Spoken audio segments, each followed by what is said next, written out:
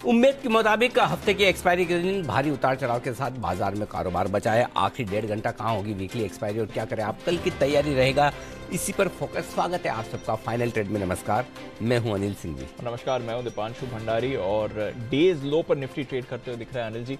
जो सुबह एक जबरदस्त रिकवरी आई थी वो पूरी की पूरी गिव अप करके निफ्टी डेज लो पर आ गया। बैंक निफ्टी अभी भी 39,000 होल्ड कर रहा है, बट मूड माहौल बिगड़ा है। जो आप क्लोजिंग के समय कह रहे थे ओपनिंग शो की लग रहा है पुट खरीदना चाहिए, दे देते हैं। एब्सोल्युटली, और पूरी तरह से दीप देखिए, बाजार जैसा एक्सपेक्टेशन था वैसे ही कर रहा है कि एक बार आपको शॉर्ट कवरिंग आ भी जाएगी तो प्रॉफिट बुकिंग ऊपरी इस तरह से आनी है।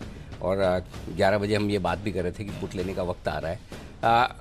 उस समय सब और कॉन्फिडेंट थे लेने को लेकर, अब सबको लगता है कि खराब है।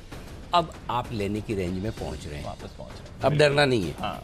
मैं फिर कहूँगा अब डरना नहीं, तो धीमे धीमे मैं बताता हूँ कहाँ क्या करना है। लेने की रेंज में आ रहे हैं। सो अब पहले तो ये समझ लीजिए कि जितना 17,700 के आसपास या 39,500 या उसके ऊपर आप आते हैं निफ्टी और बैंक निफ्टी में, वहाँ प्रॉफिट बुकिंग करनी है। और जितना आप नीचे 38,800 के आसपास या इसके थोड़ा नीचे बैंक निफ्टी पर आते हैं, वहाँ खरीदारी करनी है।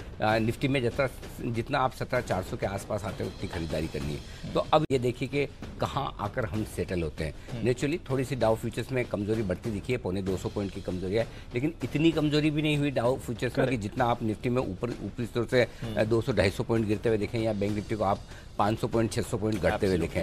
इनफैक्ट 650 पॉइंट घट गया। सो आई थिंक 39,050 पहला सपोर्ट है, यहाँ से शुरुआत करनी चाहिए। 39,800 850 आए तो और ऐड करना चाहिए।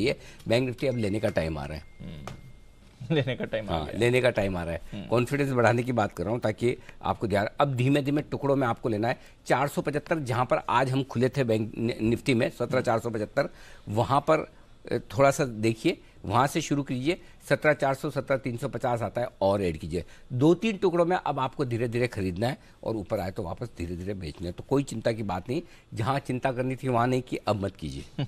अब धीमे धीमे नीचे में लेने का मौका आ रहा है, वहाँ पर ऐड करने के बारे में सोचिएगा।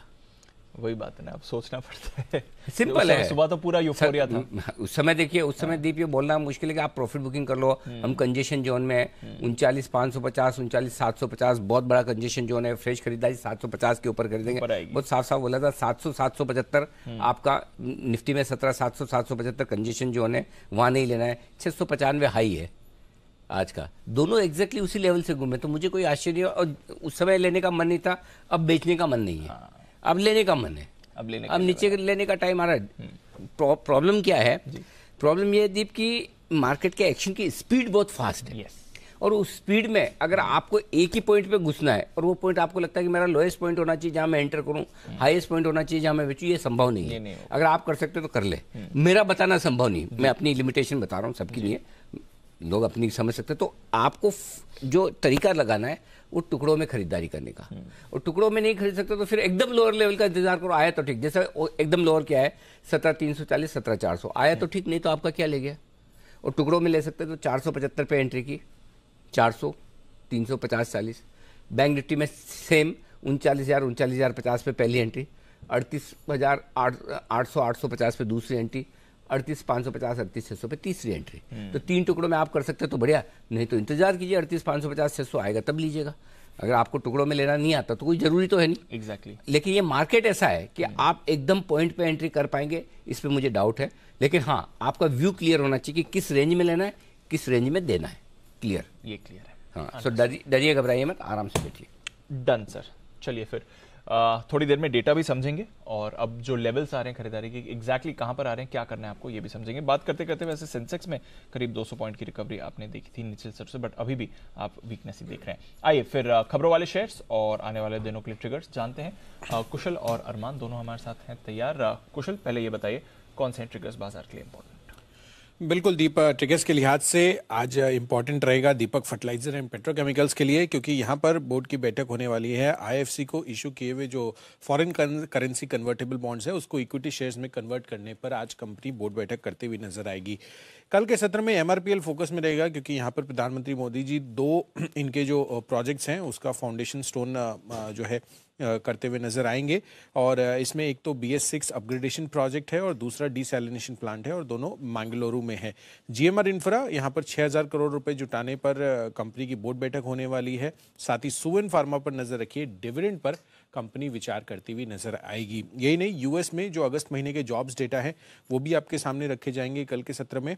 और साथ ही 3 सितंबर शनिवार को यहाँ पर ग्लोबल इवेंट काफ़ी इंपॉर्टेंट रहने वाला है जहाँ तक रूस और यूरोप की बात है, क्योंकि रूस से जो यूरोप को नेचुरल गैस की सप्लाई जाती है अब वो संभावित है सैटरडे को वापस से शुरू होती हुई दिखेगी शेड्यूल मेंटेनेंस के बाद।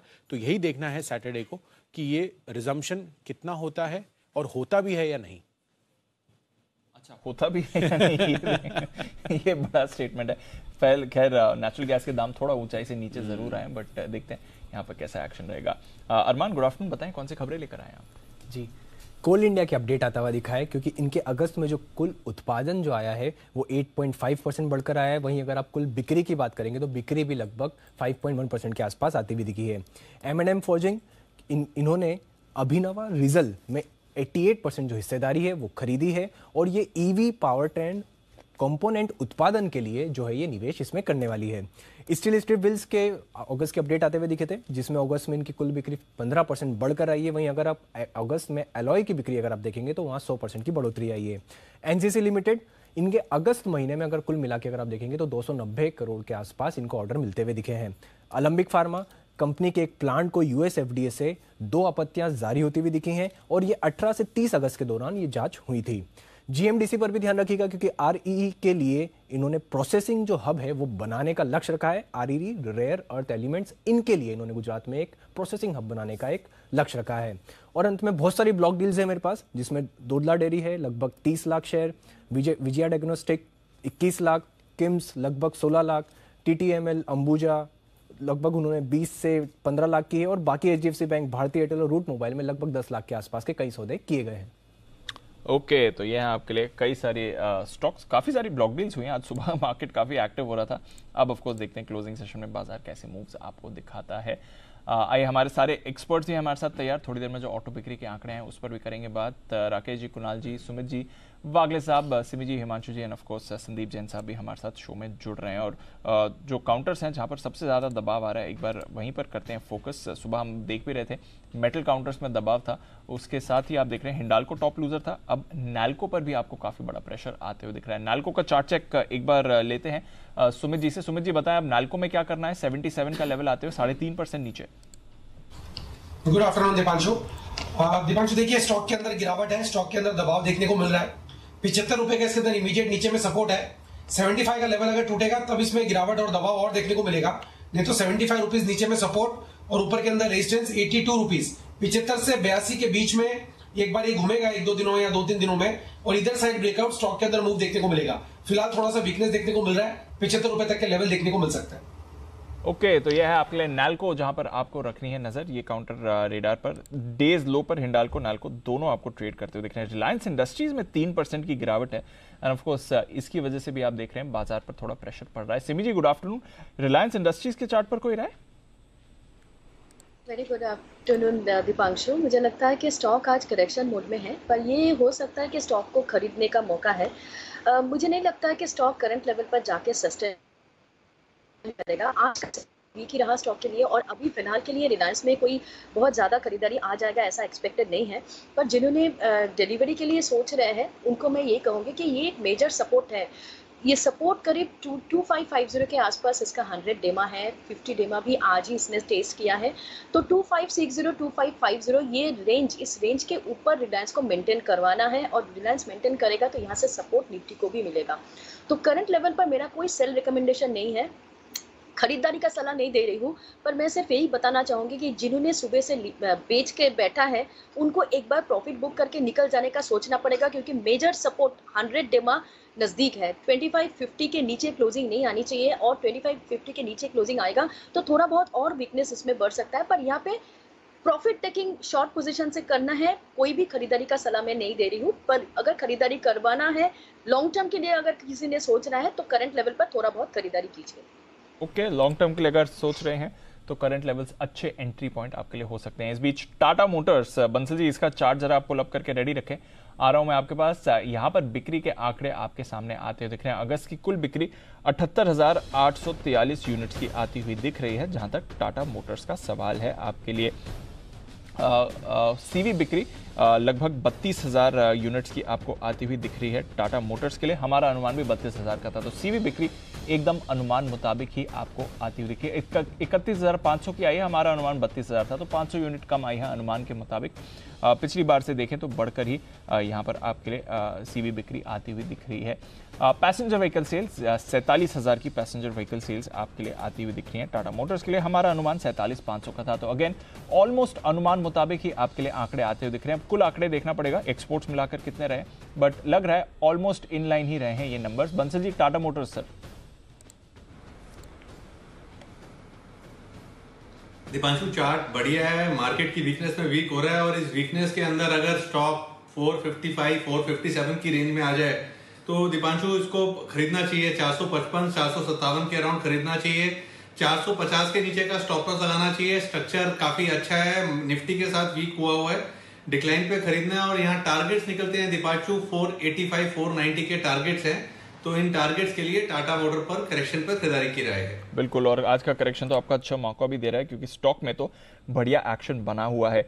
जैन साहब, आपकी pick of the week Poly Medicure शानदार एक्शन में रही है सर। पिछले 2 दिनों की मूव स्पेशली अगर आप इस पर आते हुए देखें, बहुत ही बढ़िया मूव आई थी, और आज भी देखिए सर 6% ऊपर है। क्या करना है सर अब पॉली मेडिक्योर में, जिस पर आपकी रिकमेंडेशन थी, और आज के बाजार में इन पर्टिकुलर डेज हाई पर ये स्टॉक ट्रेड कर रहा है? बिल्कुल बिल्कुल, थैंक यू सो मच। पहले तो दीपांशु जी, आपको याद रहा, और उस दिन भी आपने याद किया था दोपहर के शो में, मुझे याद, और किस तरीके का माहौल था, और मैनिक मंडे से टेरिफिक ट्यूसडे, और आज वापस से एक अलग सा थर्सडे, जो भी है थ्रिलिंग थर्सडे बोलूंगा मैं, ऊपर नीचे हो रहा मार्केट, बट ये स्टॉक बहुत बढ़िया करो, और मुझे लगता है अभी भी होल्ड करना चाहिए।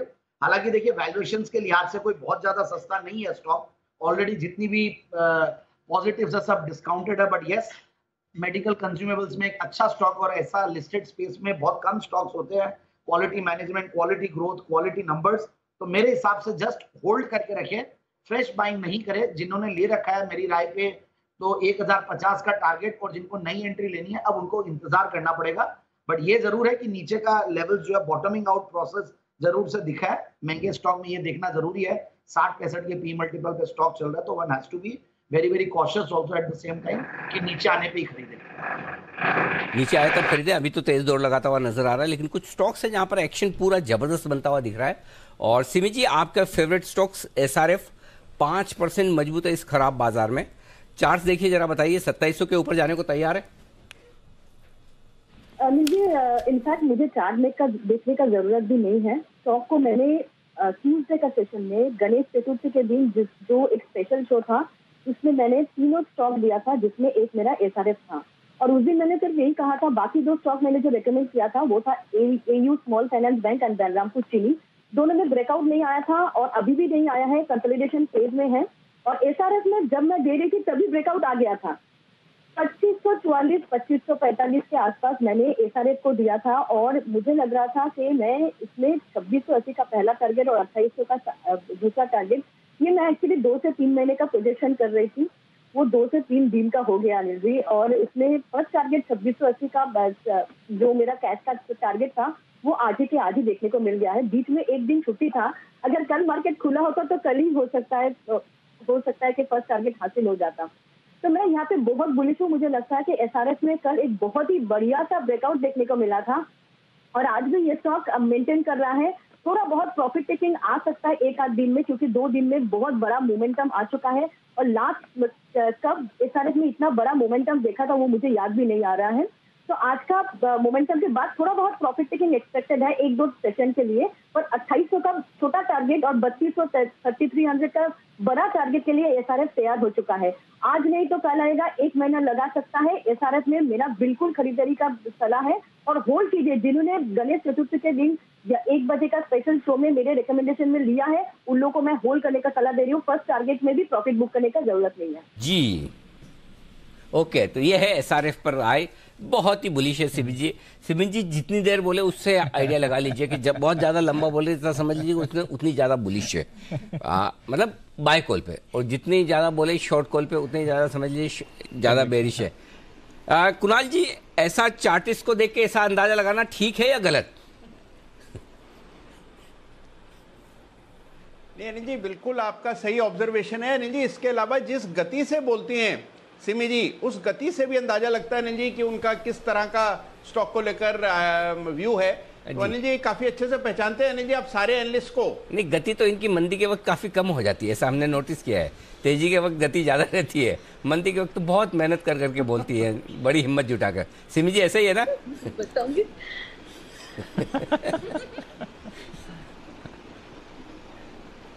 जी सिमी जी। अनिल जी, मुझे बोलने का मौका आपने दिया है, इसलिए मैं कुछ बोलना चाहूंगी जी। यहाँ पे अगर कुछ गलती होगा तो मुझे माफ कर दीजिएगा जी।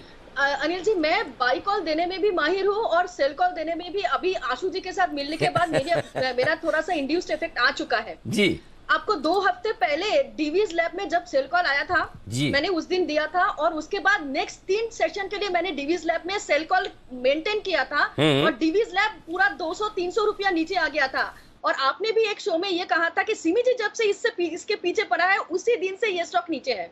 और उसके बाद जब डीवीज लैब में रिकवरी आया था तब भी 3500 के ऊपर पहला बाई कॉल मैंने ही दिया था। तो ऐसा नहीं है कि सिमी जी का वो लेवल अभी तो निकाल दीजिए कि मैं सिर्फ बाई कॉल ही देती हूँ। हाँ, बायस बुलिश है और मैं हमेशा बाई कॉल ही ढूंढती हूँ। इसका मतलब ये नहीं है कि खराब होने से पहले खराब लगता था पर मैं सेल कॉल नहीं दे सकती थी। अभी आशु जी थोड़ा सा इंड्यूस्ड, मतलब थोड़ा सा इफेक्ट दे चुका है मुंबई जाने के बाद। अभी खराब लगने से वो एक्सप्रेस करती हूँ टीवी में। ओके। तो मुझे खराब लगने से मैं बता देती हूँ।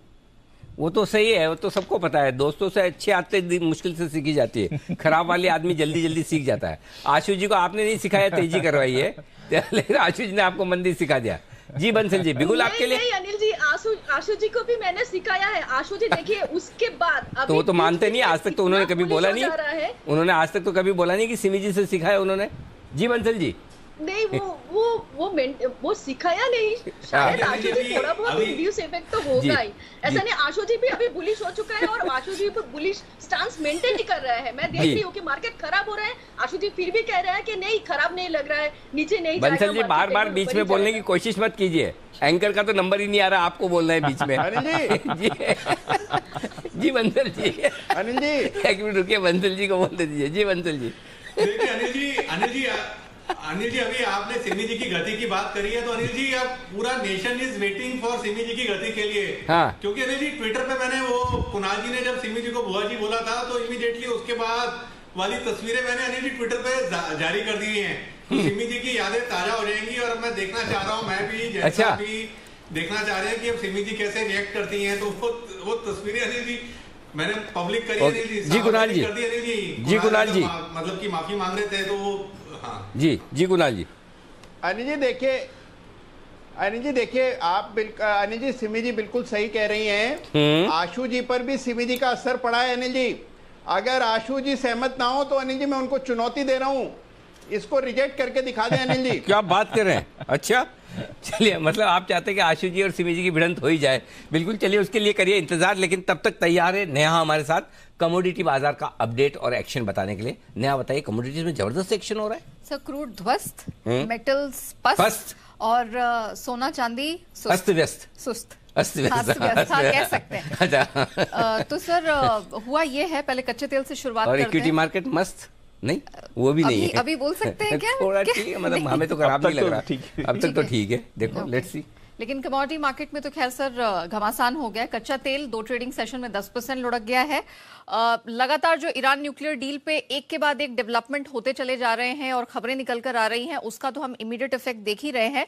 आज हमने देखा कि एशिया के जितनी बड़ी इकोनॉमीज है, जितनी सारी इकोनॉमीज है, उनके मैन्युफैक्चरिंग और फैक्ट्री एक्टिविटी के जो आंकड़े हैं वो बहुत खराब आए हैं। फिर चाहे वो साउथ कोरिया हो, ताइवान हो, चीन हो, जापान हो, सबके नंबर्स खराब आए हैं। उसका एक आप कह सकते हैं कि चौतरफा पिटाई हुई है। डिमांड को लेकर चिंता बनी है। यूरोप, यहाँ पर भी इन्फ्लेशन को लेके लगातार खतरा मंडरा ही रहा है। फेड और ईसीबी दोनों बैठक करने वाले हैं। मान के चल रहा है मार्केट की यहां से रेट हाइक देखने को मिलेगी। चीन की हालत ऐसे ही खराब है, वहां पे फैक्ट्री सर्विस सेक्टर के नंबर तो खराब आ ही रहे हैं, कोविड के केसेस बढ़ते चले जा रहे हैं, कोविड प्रतिबंध वापस लौट रहे हैं। तो ये तमाम फैक्टर्स हैं जो कच्चे तेल और मेटल्स दोनों की पिटाई करवा रहे हैं। एलएमई आज खुलने के साथ ही एल्यूमिनियम 1.5 साल के निचले स्तर पर चला गया, कॉपर 5 हफ्ते के निचले स्तर पर और बाकी सारे मेटल्स 2 से 4 हफ्ते के लोस पर चले गए हैं। बुलियन की बात करें तो ऑलमोस्ट 2-2.5 साल के निचले स्तर पर चांदी चली गई है। तो इतनी बुरी स्थिति हो गई है कि अब अगर हम घरेलू बाजार में सोने और चांदी की कीमतें देखें तो पता ही नहीं कोई कर पाएगा कि सोने की कौन सी कीमत है और चांदी की कौन सी है। 50 और 51 हजार के पास ये दोनों ही कमोडिटीज इस समय ट्रेड कर रही हैं। लेकिन ये गिरावट यहां खत्म होने वाली नहीं है। मंथली परफॉर्मेंस तो खराब रहा ही है across the board. IFL securities का मानना है कि $90 के नीचे $87 ब्रेंट जा सकता है, मतलब और 10% का करेक्शन कच्चे तेल में दिख रहा है। और केडिया कमोडिटीज $86 तक की भी बात कर रहे हैं। और यूबीएस की एक रिपोर्ट आई है जिसमें वो सोने को $1600 तक नीचे जाता देख रहे हैं, मतलब करंट लेवल से और $100 की करेक्शन। तो नॉन एग्री स्पेस में यहां से और पिटाई होती हुई दिख रही है। और फिलहाल डॉलर इंडेक्स भी जो 109 के पास घूमता हुआ दिख रहा है वो भी अपनी छाप छोड़ रहा है। तो ये आपके लिए पूरा कमोडिटी बाजार में बुरा हाल हो रहा है कुछ कमोडिटीज का। अच्छी बात है, हमारे रात की बात डेफिनेटली है कमोडिटी गिरावट के ऊपर। जो स्टॉक्स पर एक्शन आ रहा है वो देखिए, नाल्को हिंडाल्को टॉप लूजर्स हैं, जैसे एल्यूमिनियम की बात कर ही नहीं थी नेहा, बट साथ ही आप देख रहे हैं वेदांता में गिरावट है। एक और एल्यूमिनियम से जुड़ा स्टॉक टाटा स्टील भी आज आपको कमजोर दिख रहा है। 106 के लेवल पर टाटा स्टील आपको ट्रेड करते हुए दिखेगा। कोई राय टाटा स्टील के चार्ट पर वागिल साहब, क्या करना है इसमें?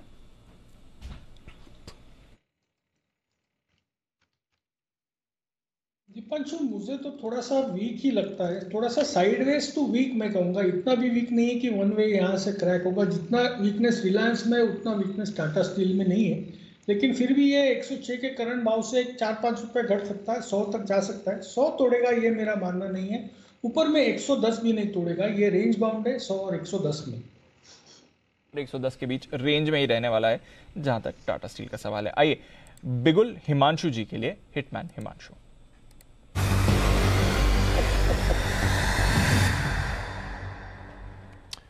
क्लोजिंग शो का पहला बिगुल लाते हुए हिमांशु जी बताएं सर, क्या करना है? Good afternoon to you Deep, good afternoon Anil ji, good afternoon everyone. Deepanshu, देखिए clearly auto segment, auto sector, auto stocks ही क्लियर कट रडार में हैं और खरीदारी करनी है अशोक लेलैंड में, जिसको मैंने मंडे के सेशन पर भी 151 रुपए पे खरीदारी की कवायद करी थी। और आज यहाँ पर 160 रुपए के आसपास ये स्टॉक अपने 2018 और 2021 के हाइज के ऊपर वो निकलता हुआ नजर आ रहा है, जब बाजार ऑलमोस्ट 250 पॉइंट डाउन है। मुझे लगता है अशोक लेलैंड में एक नए एक अपट्रेंड की शुरुआत यहाँ पर होती हुई नजर आ रही है। इस ब्रेकआउट के बाद काफी समय हमने देखा कि स्टॉक ने 150-155 का हर्डल पार करने में निकाले और आज यहाँ पर पहली बार 2018 के बाद 160 के ऊपर ये स्टॉक निकलने में कामयाब हुआ है। मुझे लगता है अशोक लेलैंड में खरीदारी करके चला जा सकता है। बीटीएसटी के तौर पर इसमें जो टारगेट्स रहेंगे वो रहेंगे 167 और 172 रुपए के।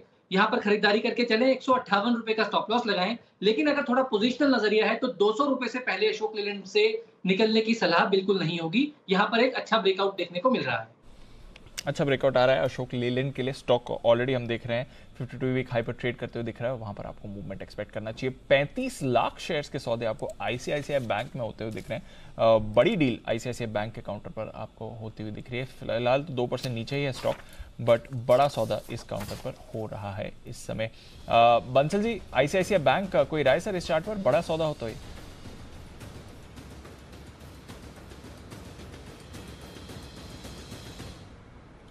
दीपांशु, आईसीआईसीआई बैंक का टेक्निकल चार्ट देखें तो चार्ट काफी पॉजिटिव है। अगर देखें तो मंगलवार को काफी बड़ा एक ब्रेकआउट भी देखने को मिला था। स्टॉक थोड़ा साइडवेज है। दीपांशु, खरीदारी की राय है हल्की फुल्की करेक्शन पे अगर थोड़ा सा 8-10 रुपए नीचे मिल जाए तो अच्छे स्तर है खरीदने के लिए। 855 के नीचे का स्टॉप लॉस लगाना चाहिए और स्टॉक में मुझे लगता है 885, 888 के लेवल्स देखने को मिलेंगे कुछ ही दिनों में। ओके, तो आईसीआईसीआई बैंक 880, 885 के लेवल्स आ सकते हैं। फिलहाल बड़ी ब्लॉक डील होती हुई दिख रही है, स्टॉक पर थोड़ा दबाव है। बट भारत इलेक्ट्रॉनिक्स, आज सुबह पालविया साहब से भी इस पर राय ली थी और सुबह 1-1.5% ऊपर था। अब देखिए 3-3.5% की तेजी भारत इलेक्ट्रॉनिक्स से पड़ रही है। कहीं पर भी इस स्टॉक में गिरावट नहीं आ रही है और वन वे मूव अपवर्ड्स इसकी बनी हुई है। सिमी जी, भारत इलेक्ट्रॉनिक्स अब क्या करना है 318 के लेवल पर आते हुए काउंटर? ब्रेकआउट दीपांशु, शानदार ब्रेकआउट इसमें देखा है और सुबह से ये स्टॉक होल्ड भी कर रहा है। ये इनफैक्ट मार्केट इतना खराब है पर फिर भी इसमें कोई वीकनेस का सिचुएशन आया ही नहीं सुबह से। तो मुझे लगता है कि ये एटलीस्ट फिलहाल 330 340 के आसपास जाके सेटल करने वाला है। तो करंट लेवल पर खरीद कर चलने का सलाह होगा। 312 के नीचे स्टॉप लॉस रहेगा। 335 का पहला टारगेट, 340 का दूसरा टारगेट के लिए BEL तैयार हो चुका है। और यहाँ पे दीपांशु मुझे एक अपडेट भी देना है। सुबह BTST कॉल में मैंने भी अशोक लेलैंड ही दिया था और अशोक लेलैंड अभी भी डे हाई के आसपास ही ट्रेड कर रहा है। तो हिमांशु के साथ मेरा मतलब मैं बिल्कुल खुश हूँ और उसको मैं यही कहूंगी कि अच्छा है कि उन्होंने भी अशोक लेलैंड ही चूज किया है। मेरा टारगेट 165 167 था। मुझे लगता है कि कल तक या मंडे तक ये सारे टारगेट्स आ जाना चाहिए। हिमांशु का भी 170 के ऊपर का ही टारगेट है, आ जाना चाहिए मंडे तक। हिमांशु ने तो चूज इसीलिए किया कि आपका था सुबह, इसलिए तो सुबह से तैयार बैठा था। उसका तो क्या सुबह मॉर्निंग वाले शो में नाम नहीं था, नहीं तो सुबह दे देते थे। क्यों हिमांशु जी? बिल्कुल जी। बोले कौन मगज में, बोले एक तरफ सिमी जी एक तरफ अनिल जी। हाँ, बोलने में ही समझदारी है। क्यों हिमांशु जी? जी जी दोनों बार जी, बहुत ही बढ़िया, परफेक्ट। आइए 17,500 पर फिर से आ चुका है निफ्टी और डेटा बड़े इंटरेस्टिंग बन रहे दीप। मतलब एक्सपायरी का दिन है, भारी भरकम है, मतलब मोटे मोटे डेटा है एकदम, मोटे मोटे डेटा, बिल्कुल और सर। बहुत ही इंटरेस्टिंग लेवल पे है। सेठी साहब को बोल दीजिएगा टाइम से आ जाए, नहीं तो पहले मैं स्ट्रेटेजी दे दूंगा, फिर उनको लंबा इंतजार करना पड़ेगा क्योंकि मेरे डेटा हो रहे हैं तैयार इस मतलब, और गजब के डेटा आपको सुन के मजा आएगा, एकदम बढ़िया फर्स्ट क्लास, ये बात है। तो डेटा भी बस तैयार हैं और सेठी साहब भी हमारे साथ जुड़ने में थोड़ी देर में बस सेठी साहब आ ही रहे हैं। तब तक एक और काउंटर जो मेरे रेडार पर आ रहा था वहां पर रखनी नजर। उससे पहले सिमी जी की एक कॉल है तैयार, आइए चलते हैं उनके पास पहले सिमी के नॉन स्टॉप शेयर्स के लिए।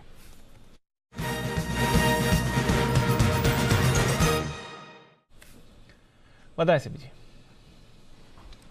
दीपांशु, एक कॉल है एस्ट्रल में एक बहुत ही बढ़िया सा ब्रेकआउट देखने को मिल रहा है। मुझे लगता है कि यहाँ से एक बहुत बड़ा सा मूवमेंट के लिए स्टॉक तैयार हो चुका है। पहला टारगेट होगा 2150 के आसपास ब्रेकआउट है और इसी के आसपास खरीदने का सलाह होगा। अभी बढ़ चुका है शायद।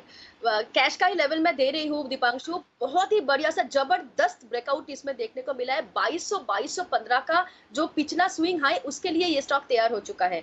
तो करंट लेवल पर खरीद कर चलने का सलाह होगा। मैंने सारे कैश का ही लेवल्स दिए हैं।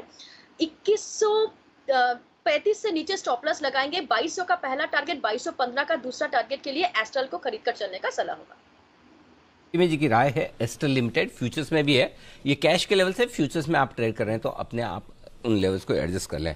और आपके लिए कुछ विशेष पिक्स और आ रही हैं, जिन साहब भी तैयार हो रहे हैं गणेशोत्सव के मौके पर कुछ आपको विशेष पिक्स देने के लिए बनता है, तो उनकी भी स्पेशल पिक आ रही है। गणेश चतुर्थी की 4 पिक जरा चला दीजिए, लगा दीजिए, ताकि जिन लोगों को नहीं पता उनको भी पता चल जाए। तब तक बिगुल सुमित जी के लिए सुमित का सुपरहिट।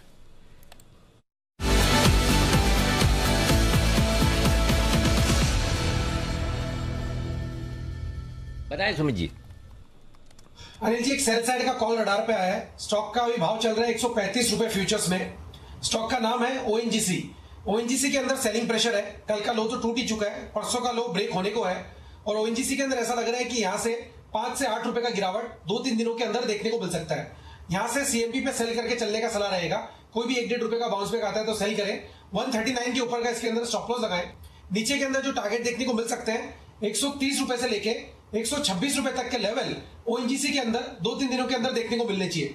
इसमें ऑप्शन के जरिए भी ट्रेड लिया जा सकता है। ONGC का 135 वाला पुट अभी 5.5 रुपए पे ट्रेड कर रहा है, इसको लेने का सलाह रहेगा। 3.5 रुपए का इसके अंदर नीचे में स्टॉप लॉस लगाना है। ऊपर में 7.5 रुपए से लेके 9 रुपए तक के टारगेट ONGC के 135 के पुट के अंदर देखने को मिल सकता है और फ्यूचर्स के अंदर 130 रुपया और 126 रुपया ये लेवल 2-3 दिनों में देखने को मिलने चाहिए। तो बिकवाली करें ONGC बेचे। यह है राय आपके लिए सुमित जी की तरफ से आती हुई। 139 के स्टॉप लॉस, 130 126 के टारगेट के लिए। कुणाल जी राकेश जी तैयार हैं चार्ट कॉर्नर के साथ।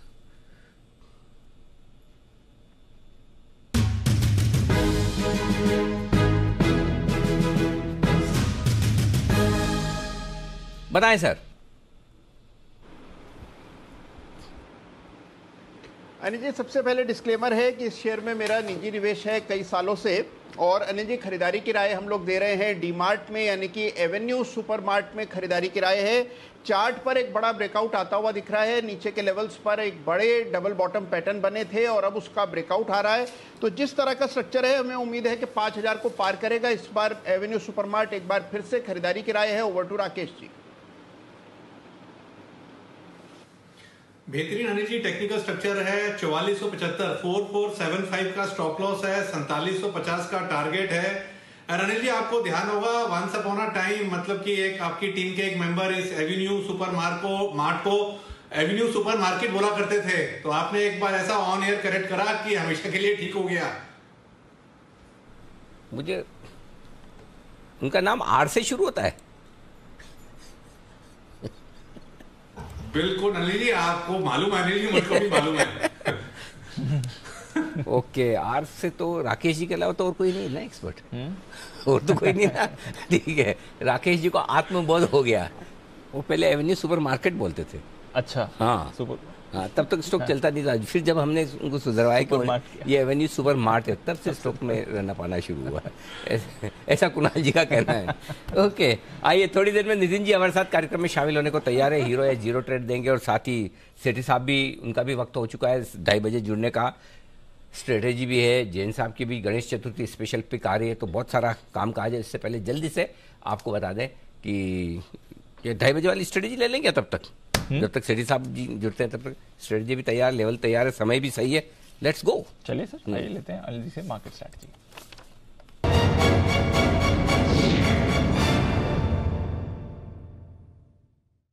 200 पॉइंट नीचे हैं Dow futures. In fact Dow futures पिछले कुछ मिनटों में और खराब हुए हैं, और डाउ फ्यूचर्स खराब हुए, हमारे बाजार रिकवर हुए हैं।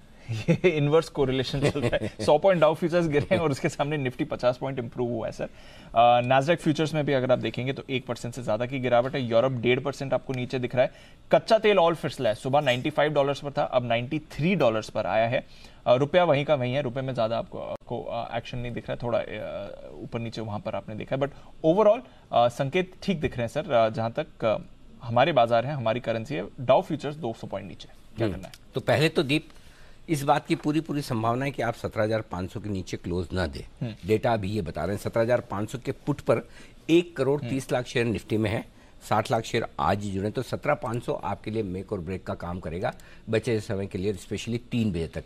अगर आप 3 बजे तक 17,500 नहीं तोड़ते तो आप सेफ हैं एकदम, कोई चिंता की बात नहीं। और मैं बता दूं कि एक बार आपने 15,200 से लगातार जो तेजी दिखाई, और बार बार जितनी बार आपका करेक्शन होता भी है, करेक्शन में सिर्फ एक दिन आप अभी जो है वो 17,300 पर बंद हुए हैं, और एक दिन 17,490 पर, उसको मैं 17,500 ही मानता हूँ। अदरवाइज घूम फिर कर क्लोजिंग में 17,500 के ऊपर मार्केट आ जाते हैं, ये एक अच्छा संकेत है। तो मेरा ये समझना है आज भी उस लिहाज से क्लोजिंग आपको 17,500 के नीचे मिलेगी, इसकी संभावना कम है। तो आप खाली यही है 3 बजे तक, 3:05 तक 17,500 को होल्ड करना है, जो कि मेरे हिसाब से होगा इस ओपन इंटरेस्ट को देखते हुए। ऊपर कितना जा सकते हैं? 17,600 ऊपर रुकावट की जगह है। 1,08,00,000 शेयर वहां पर हैं, 84 लाख शेयर आज ही जुड़े हैं। तो 17,600 650 की रेंज में आए तो देना है, 17,425 17,500 की रेंज में आए तो लेना है, सिंपल। तो 500 से लीजिए, 400 425 के आसपास आए तो और ऐड कीजिए, ये आपकी स्ट्रेटेजी हो सकती है। 600 के आसपास आए, 575 600 पर बेचिए, 625 650 पे पूरे थैंक यू कर लीजिए। ये आपके लिए स्ट्रेटेजी होनी चाहिए। डेटा ये बता रहे हैं कि वक्त 500 और 600 के बीच में बिताना है, लेकिन आज एक्सपायरी का दिन है। एक्सपायरी के दिन कभी भी कुछ भी थोड़ा ऊपर नीचे हो जाता है, उसकी संभावना से आप इनकार नहीं कर सकते। लेकिन जैसे 2 बजे जैसे शुरुआत की, तभी मैंने कहा कि ये लेने का वक्त है, देने का नहीं। वहां से आप देख लीजिए 75 पॉइंट निफ्टी ऊपर आ चुका है, राइट। बैंक निफ्टी उस समय 39,000 के आसपास था, 39,200 बिल्कुल। तो मैं डरने तो नहीं दूंगा आपको। अब लो नहीं लो, आपकी मर्जी है। आप मतलब आप कितना निडर बनते हैं वो इस बात पे। एक तो ये कि पहला निडर तो होता है कि जो बेचे नहीं, चलो कम से कम उतना ही रुका। दूसरा ये कि मूड थोड़ा ठीक कर ले। तीसरा और अति उत्साहित हो जाए तो खरीद भी ले। तो आप जिस कैटेगरी में आते हो आप अपना देखो। मेरा काम था बताने का कि टुकड़ों टुकड़ों में लीजिए, और टुकड़ों में मैं बार बार यही बोलता हूँ, एक्सपायरी का दिन है, फास्ट मूव है, इसलिए मैं 1 पॉइंट नहीं बोलता कि यहीं पे ले लो। क्या और स्पीड कितनी स्पीड से आया नीचे, तो वो स्पीड जब इतनी होती तो जब उस स्पीड से आता तो आप नहीं बोल सकते कहाँ रुकेगा। मतलब इतनी तेजी से गाड़ी चल रही है, आपको इमरजेंसी ब्रेक लगाना है, तो आप थोड़ी बोल सकते 10 मीटर आगे रुक जाऊंगा। 10 में रुकोगे, 8 में रुकोगे, 15 में रुकोगे, पता नहीं चलता है ना। और आपकी एक स्पीड 60 पे चल रही तो आपको मालूम है ब्रेक मारते 5 मीटर आगे पे रुक जाऊंगा। सो स्पीड में पता नहीं होता, तो इसलिए थोड़ा सा, इसलिए टुकड़ों में लेना है, टुकड़ों में लेना।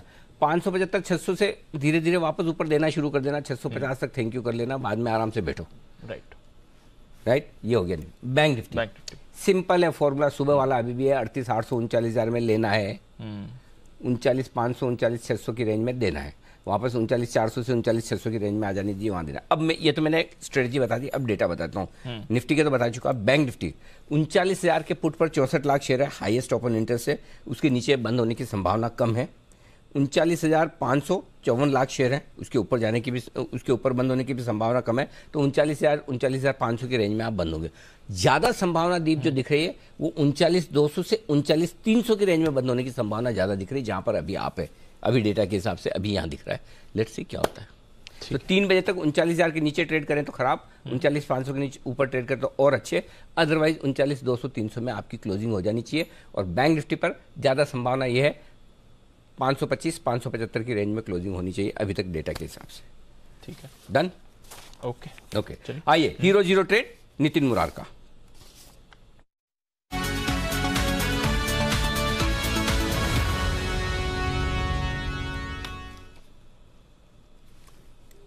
स्वागत है नितिन जी, बताएं सर।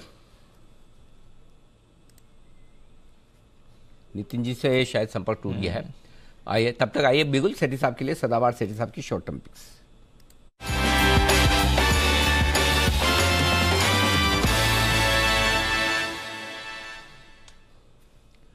बताएं सेठी साहब, क्या है इरादा? Good afternoon Anil ji, good afternoon Deepanshu. Anil ji, बाजार में तो सिर्फ निफ्टी के लेवल पे ही थोड़ी बहुत गिरावट है, थोड़ी बहुत क्या अच्छी खासी गिरावट है, और अभी थोड़ी देर पहले जो 300 पॉइंट तक चला गया था, बहुत ही अच्छा मौका था खरीदारी करने का।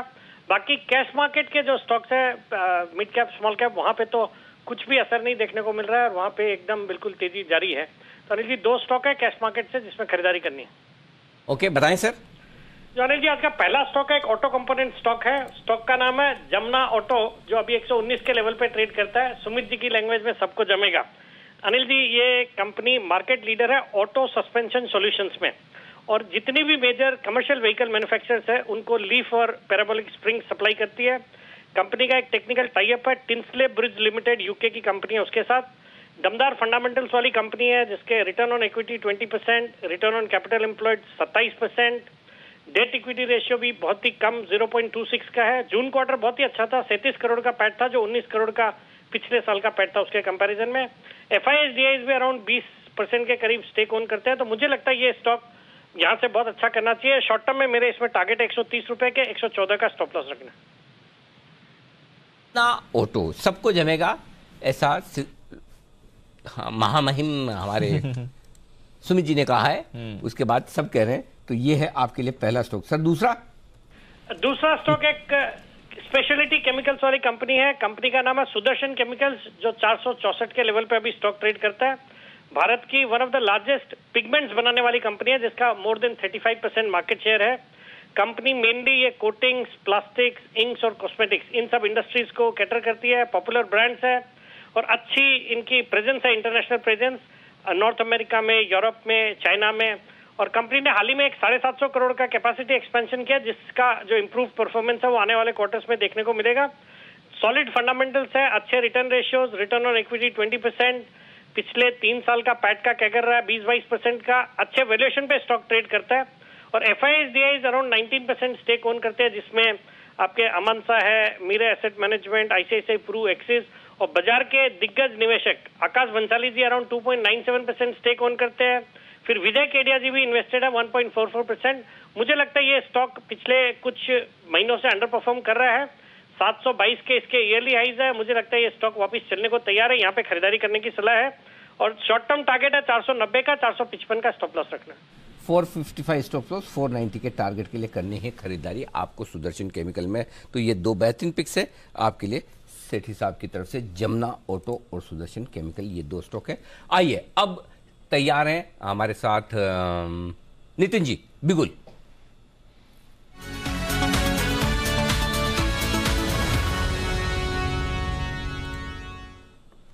बताएं नितिन जी। जी नीचे से बाउंस आया है, बट यहाँ पे हम 39,100 की पुट ऑप्शन लेंगे हीरो जीरो, जिसका प्राइस अभी 37 रुपए है। 39,100 की पुट ऑप्शन जो 37, 38, 39 ऐसे आपको मिलेगी। इसका स्टॉप लॉस 0 होगा क्योंकि ये हीरो जीरो ट्रेड हम ले रहे हैं। इसका टारगेट 85 से 100 रुपीज तक हो सकता है। ऑलरेडी जैसे ओवरऑल नीचे से अभी बाउंस आई है तो बट ऐसा लग रहा है कि नेक्स्ट 1 घंटे में फिर हल्की एक वापस प्रॉफिट बुकिंग हमें मिल सकती है। और 39,100 की पुट ऑप्शन आपको 80 से 85 रुपए का टारगेट हो सकता है। स्टॉप लॉस 0 का होगा। 40,100 के स्ट्राइक प्राइस का बैंक निफ्टी का आज कॉल ऑप्शन आपको लेना है। Put option Anil ji, sorry होगी पुट ऑप्शन ना 39,000 ऑप्शन 35-36 में पे ही है। इसका टारगेट 85 के आसपास होगा और स्टॉप लॉस इसमें हम फिर भी 5 रुपए का रखते हैं। स्टॉप लॉस 5 रुपीज का, यानी 30 रुपए का मैक्सिमम रिस्क ले रहे हैं और टारगेट 85 से 100 रुपीज का होगा। ओके, हीरो या जीरो ट्रेड है नितिन जी की तरफ से आपके लिए इस वक्त आता हुआ दिख रहा है। आइए, हिमांशु जी भी तैयार है, बिल्कुल उनके लिए भी BTST का। माफ कीजिए, हिटमैन हिमांशु।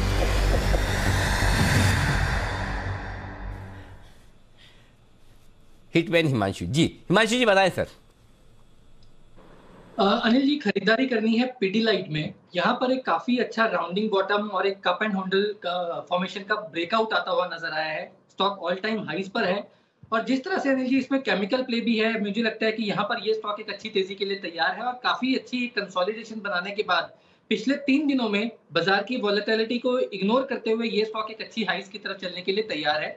तो पिडिलाइट में खरीदारी करेंगे अनिल जी। यहाँ पर स्टॉप लॉस लगाएंगे 2795 रुपए का, टारगेट रहेगा 2860 रुपए और 2890 रुपए का। मुझे लगता है कि यहाँ पर एक अच्छी तेजी देखने को मिल सकती है और ये 2900 रुपए तक की जो मूव है ये कल तक यहाँ पर आते हुए नजर आ सकती है। तो पिडिलाइट में खरीदारी करके चलने की सलाह। ओके, पिडिलाइट खरीदने की राय है आपके लिए। 2795 का स्टॉप लॉस लगाकर यहाँ पर 2860 का रखें टारगेट और 2890 का लगाएंगे आप ये। और सुबह राजेश पालिया जी ने भी, मतलब राजेश जी और पालिया जी दोनों एक ही है, राजेश पालिया जी 2 जी लगाते हैं, पता चला कि कल्याण जी और आनंद जी की तरह 2 समझ ले। खास तौर से और कोई समझे ना समझे, जैन साहब की प्रॉब्लम है। पूछे क्यों? म्यूजिक लवर है ना। जैन साहब तो म्यूजिक को इतना ब्लाइंडली फॉलो करते हैं कि राजेश जी और पालिया जी का 2 अलग समझे। जैन साहब सही है ना? नहीं अनिल जी, मुझे पता था कल्याण जी और आनंद जी तो अलग अलग है, बट सही बात है, ब्लाइंडली फॉलो करते तो हो सकता है। अच्छा, कल्याण जी आनंद जी अलग अलग है, आपको पता था? ऑनेस्टली बोलना। एकदम ऑनेस्टली सर, बहुत बढ़िया लगते हैं, मतलब बल्कि अभी तो इन दिनों में वो। अच्छा, लक्ष्मीकांत प्यारेलाल अलग अलग है, ये पता है आपको? बिल्कुल सर, ये इसलिए पता होता है सर, जोड़ियों का मैं बहुत ध्यान रखता हूँ क्योंकि हम भी एक जोड़ी है। अरे हाँ ना, मैं बताओ ना, आप मैं जो सवाल पूछ रहा हूँ। लक्ष्मीकांत प्यारेलाल का पता है आपको? बिल्कुल है पता सर। जतिन ललित अलग अलग है, पता है? बिल्कुल है सर। बप्पी लहरी अलग अलग है, पता है? नहीं सर। इससे ये प्रूव होता है कि जैन साहब ने बचपन में वो चिड़िया उड़ बहुत खेला हुआ है। रेडी थे। चिड़िया उड़ वाला खेल खेलने से इस तरह की एक्सपर्टाइज बड़े होकर बन जाती है। वेरी गुड जैन साहब, आप एग्जाम में पास हुए, अब आप नेक्स्ट क्लास में जा सकते हैं। आइए चलिए बढ़ते आगे। कास्टिक सोडा बनाने वाली कंपनियां आज है फोकस में। क्यों है फोकस में, बताने के लिए तैयार है नूपुर हमारे साथ। नूपुर बताइए। बिल्कुल सर, जो यूरोप में हम इलेक्ट्रिसिटी और नेचुरल गैस के प्राइसेस में जो बढ़त देख रहे हैं उसके चलते कहीं तो असर आना ही था। वहाँ पे परसों के दिन एक जो बड़ी कंपनी है जो ये बनाती है कॉस्टिक सोडा, नोबिलियन, उन्होंने एक प्लांट क्लोजर का अनाउंसमेंट किया है। स्टार्ट ऑफ द अगस्त में भी जो कोविस्ट्रो करके कंपनी है, ये दोनों बड़े प्लेयर्स है यूरोप के, इन दोनों प्लेयर्स ने अभी फिलहाल फोर्स मेजर के रूप में अपनी जो प्रोडक्शन है उसको होल्ड पे रखा है। इसका जो सीधा सीधा असर है वो भारतीय कंपनी पे मिलेगा क्योंकि चाइना सबसे बड़ा प्लेयर है, उसके बाद यूएसए, जर्मनी, जापान, भारत। अगर इन कंट्रीज़ को देखें तो जो टोटल क्षमता है इन कंट्रीज़ की वो 70% के पार है। अगर इधर इनमें से कहाँ भी अगर क्लोजर आता है तो बाकी की कंट्रीज़ को काफ़ी सीधा फ़ायदा मिलता है क्योंकि जो सप्लाई चेन कंसर्न्स रेज होते हैं उसी के चलते आपको एक्सपोर्ट्स में बेनिफिट आते दिखता है। अगर कास्टिक सोडा की बात करें तो ये हर जगह यूज़ होता है, जैसे कि वाटर ट्रीटमेंट, पल्प प्राइसेस, साबुन, डिटर्जेंट जैसी कहीं सारी जगह पे इसका इस्तेमाल होता है। इसी के चलते अगर हम रेवेन्यू देखें इन कंपनीज का तो गुजरात एल्कलीज जो 35 से 40% का रेवेन्यू कंट्रीब्यूशन है यहाँ से, उसे सीधा सीधा फायदा मिलता दिखता है। जो DCM श्रीराम है उसे 12% का रेवेन्यू आता है और जो दूसरी कंपनीज है वहाँ भी 10 से 12% का रेवेन्यू यहाँ पे आते दिखता है। इनफैक्ट अभी एक और क्लोजर आते दिखा है जो सोडा ऐश के अगर देखें तो उससे सीधा सीधा फायदा टाटा केमिकल जैसे स्टॉक को इनफैक्ट मिल सकता है। ओके, तो ये है आपके लिए टाटा केमिकल और बाकी सारे केमिकल स्टॉक्स में खरीदारी करने का है। अभी सेठी साहब भी सुदर्शन केमिकल की बात करके गए, तो कास्टिक सोडा बनाने वाली कंपनियों के लिए बड़ा एक्शन पॉजिटिव साइड पर होता हुआ दिख रहा है। बहुत ही बढ़िया। जैन साहब, कुछ पसंद है आपको? Gujarat alkalis, DCW, DCM Shriram या बड़े वाले तो आप आजकल कम पसंद करते हो, जैसे कि टाटा केमिकल, GHCL वगैरह? नहीं अनिल जी, बात सही है आपकी, वो तो ही है। TN पेट्रो एक स्टॉक मैंने रिसेंटली रेकमेंड किया था और गुजरात एल्कालीज बहुत बढ़िया लगता है। पंजाब एल्कालीज जो कि मैंने जेम्स में भी स्टॉक को दिया था, ये सारे स्टॉक बढ़िया कर रहे हैं। तो मेरे हिसाब से बड़े प्लेयर्स जो है वो तो अच्छा परफॉर्म करेंगे ही। So overall it's a very positive news. और बेस्ट पार्ट इस पूरे सेक्टर के लिए ये है कि वैल्यूएशंस के लिहाज से ये सारे स्टॉक बहुत सस्ते वैल्यूएशंस पे है। That's the best part. जैसे कि 8, 9, 10 के P मल्टीपल पे स्टॉक है, क्योंकि केमिकल्स वाले स्टॉक को बहुत ज्यादा P मल्टीपल मिलता नहीं है और कुछ डेट्स भी होते हैं, ये भी एक रीजन है। बट यस, ये 3-4 स्टॉक जो मैंने बताए हैं इनमें बिल्कुल ध्यान देना चाहिए, अच्छा करना चाहिए। ओके, तो ये है आपके लिए गुजरात अल्कलीज और बाकी स्टॉक्स जहां पर फोकस किया जाए। सिमी जी की तरफ से आ रही है एक बेहतरीन पिक, स्पेशल पिक भी, लेकिन उससे पहले कुणाल जी और राकेश जी चूंकि कतार में आगे हैं तो फिर उनके लिए बिल्कुल चार्ट कॉर्नर का, उसके बाद सिमी जी के लेंगे हम स्पेशल पिक।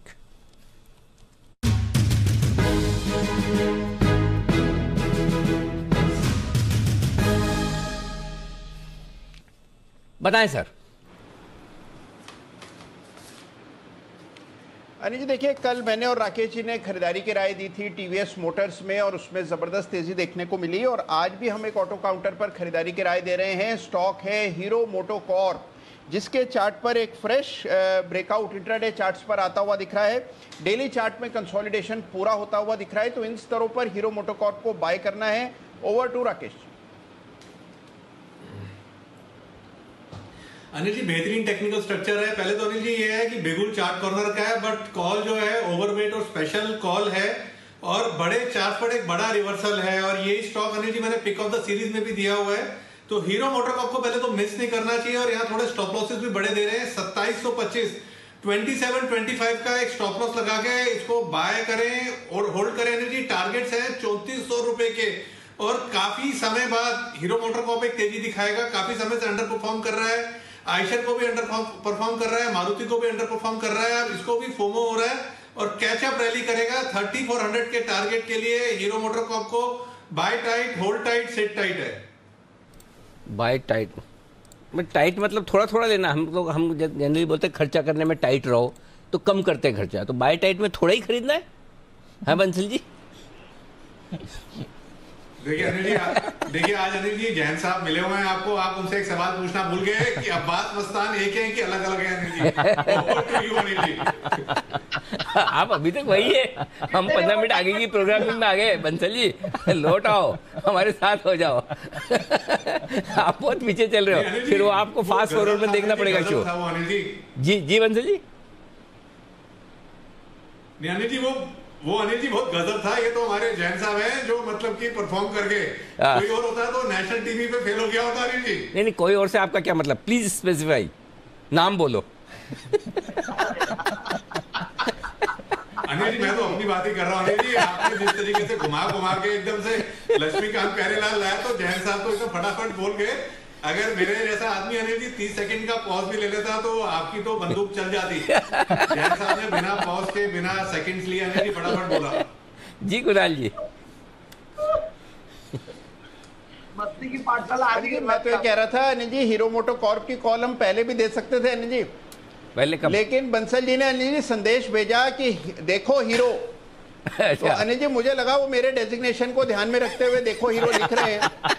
अनिल जी बाद में पता लगा वो हीरो का चार्ट देखने। आप भी कुणाल जी गजब की गलतफहमियां पाल के बैठे आप भी। कभी सुबह एक बार उठ के मैं तो हमेशा उठ के काश में मुंह देखता हूँ, तो फिर मुझे कोई गलतफहमी होती नहीं है। आप भी देखा करो, हफ्ते में एक बार तो देखो कम से कम, ज्यादा नहीं तो सब दूर हो जाएगा।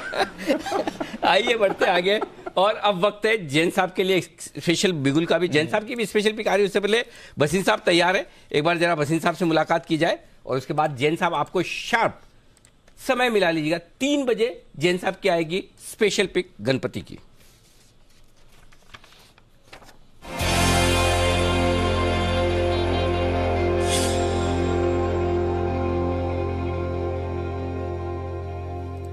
बसीन साहब स्वागत है आपका। पहले तो बधाई, बॉश की लगातार 4 दिनों से आपकी रिकमेंडेशन लिस्ट में लगातार रहा है। आज बढ़िया मूव भी आया खराब मार्केट होने के बावजूद। बताएं सर, एक बार तो वहां भी अपडेट दें और बाकी जो अपडेट्स आपने बताना चाहें। हाँ अनिल जी, देखिए मैं और शेयर बताता हूँ। बॉश, उसके अलावा देखो 34-35 पे आपको कहा था 38.5 जरूर जाएगा। GMR आज 38.5 ही बिक गया। और फॉलिंग मार्केट में जब ये शेयर चलते हैं सर तो 10-10, 12-12% होता है। एक लॉट पे या ट्रेडर जो होता है पैसा कमाता है। और आपको एक्सप्लेनेशन भी दी क्यों GMR जाना चाहिए 42 रुपए। तीसरा मेरा शेयर 140 से पीछे पड़ा था अशोक लीलैंड के। आप देखिए आज का टॉप गेनर है, फॉलिंग मार्केट में भी 64 रुपए बिक गया। 5वां DLF 399 रुपए, 360, 65, 70। BEL 320 और last but not least hero MotoCorp. अब सबकी रिकमेंडेशन आ रही है 2900, 32, 3000 से कम कहा था बेचना नहीं। और ऐसे ही आपको कहा था बॉश 18,000 से। तो अनिल जी 1000 रुपए मिले तो ये होती है ना कॉल। बिल्कुल परफेक्ट। बताएं सर, अब आज की फ्रेश कॉल से क्या क्या अब नया खरीदना है सर?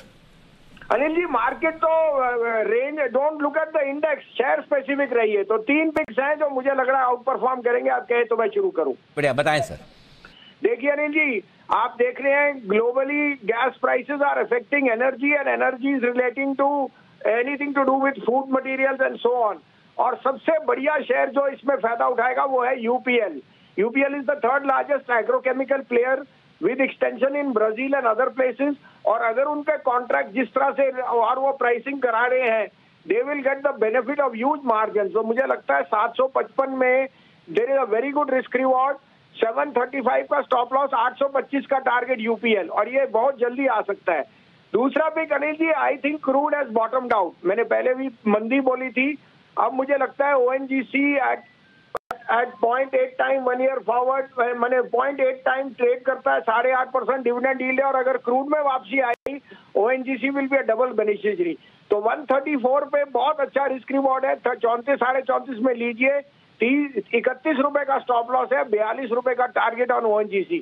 और तीसरा पिक मुझे लगता है सर होना ही चाहिए आपके पोर्टफोलियो में इस भाव में, sale will come out with prices which are far ahead of most others and they will get the advantage of exports as soon as this embargo is lifted. और आपको पता है steel prices are now in a realm where exports will play very very strong.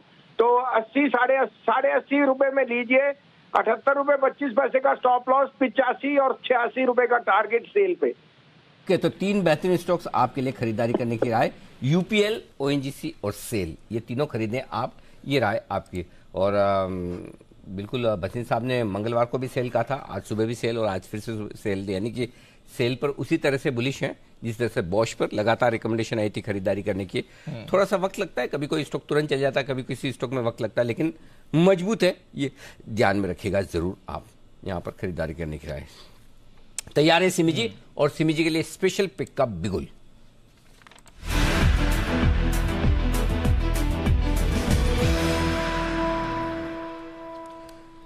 Simi जी बताइए क्या है special आपकी pick में? अनिल जी, मेरा स्पेशल जो पिक है वो टाटा कॉम के ऊपर है। और टाटा कॉम में एक मैसिव ब्रेकआउट आज देखने को मिला है। स्टॉक 1300 से 1320 का लेवल के लिए तैयार हो चुका है। 1252 का अभी का भाव है, वो कैश का भाव है। करंट लेवल पर खरीदने का सलाह होगा। 1235 से नीचे स्टॉप लॉस रहेगा। पहला टारगेट होगा 1300, दूसरा होगा 1320, तीसरा होगा 1350। मुझे लगता है कि जो सारे टारगेट्स मैंने दिए हैं, ये पूरा सॉसर का अगर फॉर्मेशन देखते हैं, सॉसर का फॉर्मेशन स्टॉक डेली चार्ट में बनाया है और सॉसर कंप्लीट होगा तो 1370 तक भी ये स्टॉक इस रैली में जा सकता है। तो करंट लेवल पर खरीद कर चलने का सलाह होगा। 1235 से नीचे स्टॉप लॉस, 1300, 1320, 1350, 1370 सारे टारगेट्स 10 से 15 ट्रेडिंग सेशन में आ जाना चाहिए। टाटा कॉम मेरे तरफ से स्पेशल कॉल। 10 से 15 ट्रेडिंग सेशन में बस। हाँ, बस इतना ही लगना चाहिए, क्योंकि देखिए इतना खराब मार्केट में स्टॉक डे हाई के आसपास आया है और एक ब्रेकआउट भी दिया है, तो मुझे लगता है कि ये करंट लेवल से भी बहुत अच्छा मोमेंटम पकड़ेगा। और जो सॉसर मैंने देखा है, वो सॉसर का अगर एक्चुअल टारगेट मैं दे दूं तो ये 1400 तक जाता है, तो मैंने 1400 का 30 पॉइंट मैंने जस्ट ऐसे ही इग्नोर किया। 1370 तक का रैली मैं एक्सपेक्ट कर रही हूँ, जो कि करंट लेवल से बहुत अच्छा रिस्क रिवॉर्ड होगा। 1235 का स्टॉप लॉस 1250 के आसपास मैंने दिया है, 35 का स्टॉप लॉस, और 1300, 1320, 1350, 1370, 70 सारे टारगेट्स 10 से 15 ट्रेडिंग सेशन में आ जाना चाहिए। ओके, 1350 आने वाले कुछ सेशंस में आने चाहिए। अनिल जी, ये तो स्पेशल 25 स्टॉक है और जब से रेकमेंड किया है जबरदस्त तेजी में रहा है। रेकमेंडेड लेवल से आई थिंक 17-18% ऊपर आ गया। ऐसी रफ्तार रही तो ये तो और बड़े लेवल्स अभी आ जाएंगे सर। 8-10 सेशन बोल रहे हैं ना सिमी जी, 1350 8-10 सेशन अभी कहाँ, सितंबर शुरू हुआ है, 1 सितंबर। दिवाली इस बार कब है? नवंबर में, 26 अक्टूबर 24 अक्टूबर।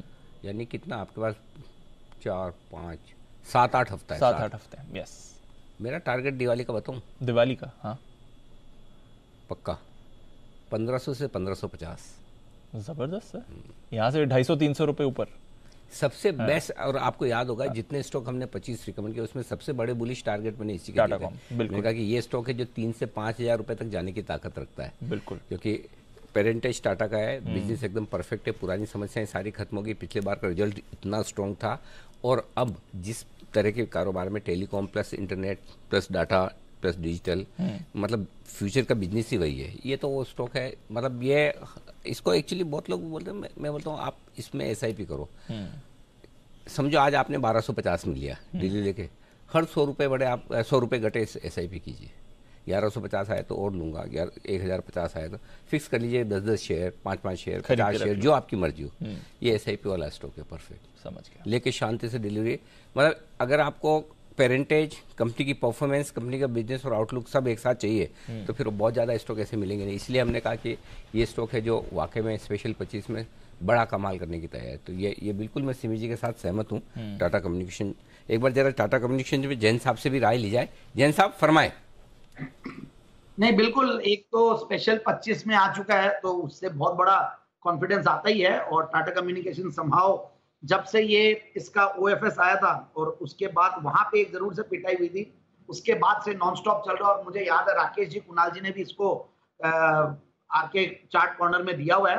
सो ऑब्वियसली वैल्यूएशंस के लिहाज से भी बढ़िया है और जो नंबर्स है वो भी बहुत बेहतरीन है, भले वो return on capital employed, return on equity और जो अपॉर्चुनिटीज दिखती है, मतलब जो सेगमेंट है ये ऑलरेडी बहुत ही बजिंग सेगमेंट है और टाटा ग्रुप की कंपनी है। तो मुझे लगता है जो सिमी जी ने बोला और जो आपने बोला वो पॉसिबल है, क्योंकि ऑलरेडी एक अच्छा कंसोलिडेशन के बाद ये स्टॉक निकला। ऊपर के लेवल्स नहीं भूलने चाहिए कि कहां से करेक्ट हुआ है और मार्केट अच्छा खासा रिकवर भी कर रहा है।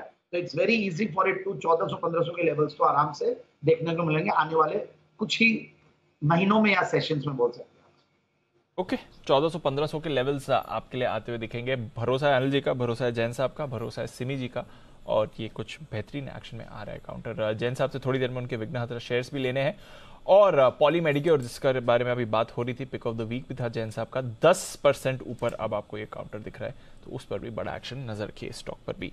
पर आइए फार्मा कंपनीज पर नजर है और अगस्त का महीना काफी खराब रहा है जहां तक फार्मा कंपनीज का सवाल है। स्टॉक परफॉर्मेंस तो एक तरफ है, बट जो US FDA का एक्शन बना है इन कंपनीज पर वो काफी सीवियर होते हुए दिखाया। आइए जरा समझते हैं नुपुर के साथ कि अगस्त में सडनली इतना ज्यादा फोकस कहां से आ गया US FDA का इन कंपनीज पर। नुपुर, बिल्कुल, शायद अगस्त में वर्क फ्रॉम होम का कॉन्सेप्ट US FDA ने ख़त्म करके अब जो इंस्पेक्शंस है वो शुरू कर दिए। उसी के चलते काफ़ी सारी कंपनीज पे इंस्पेक्शंस हुए थे और वहाँ पे 60 से ज़्यादा एक महीने में ऑब्जर्वेशंस आते दिखे। इनफैक्ट अगर फार्मा पूरे इंडेक्स को देखे तो काफ़ी सेहत ख़राब है वहाँ पे इंडेक्स की, क्योंकि निफ्टी पिछले महीने पॉजिटिव टेरिटरी में क्लोज हुआ था, लेकिन जो निफ्टी फार्मा था वहाँ पर 1.5% की गिरावट आती दिखी थी। इनफैक्ट हाल फिलहाल में जो कंपनीज है, चाहे वो लार्ज कैप कंपनी हो या मिड साइज कंपनी हो, सारी कंपनीज में US FDA के लगातार इंस्पेक्शन जारी और कम से कम 60 से तो मैंने काउंट किए, उससे कहीं ज़्यादा ऑब्जर्वेशंस आते दिखे।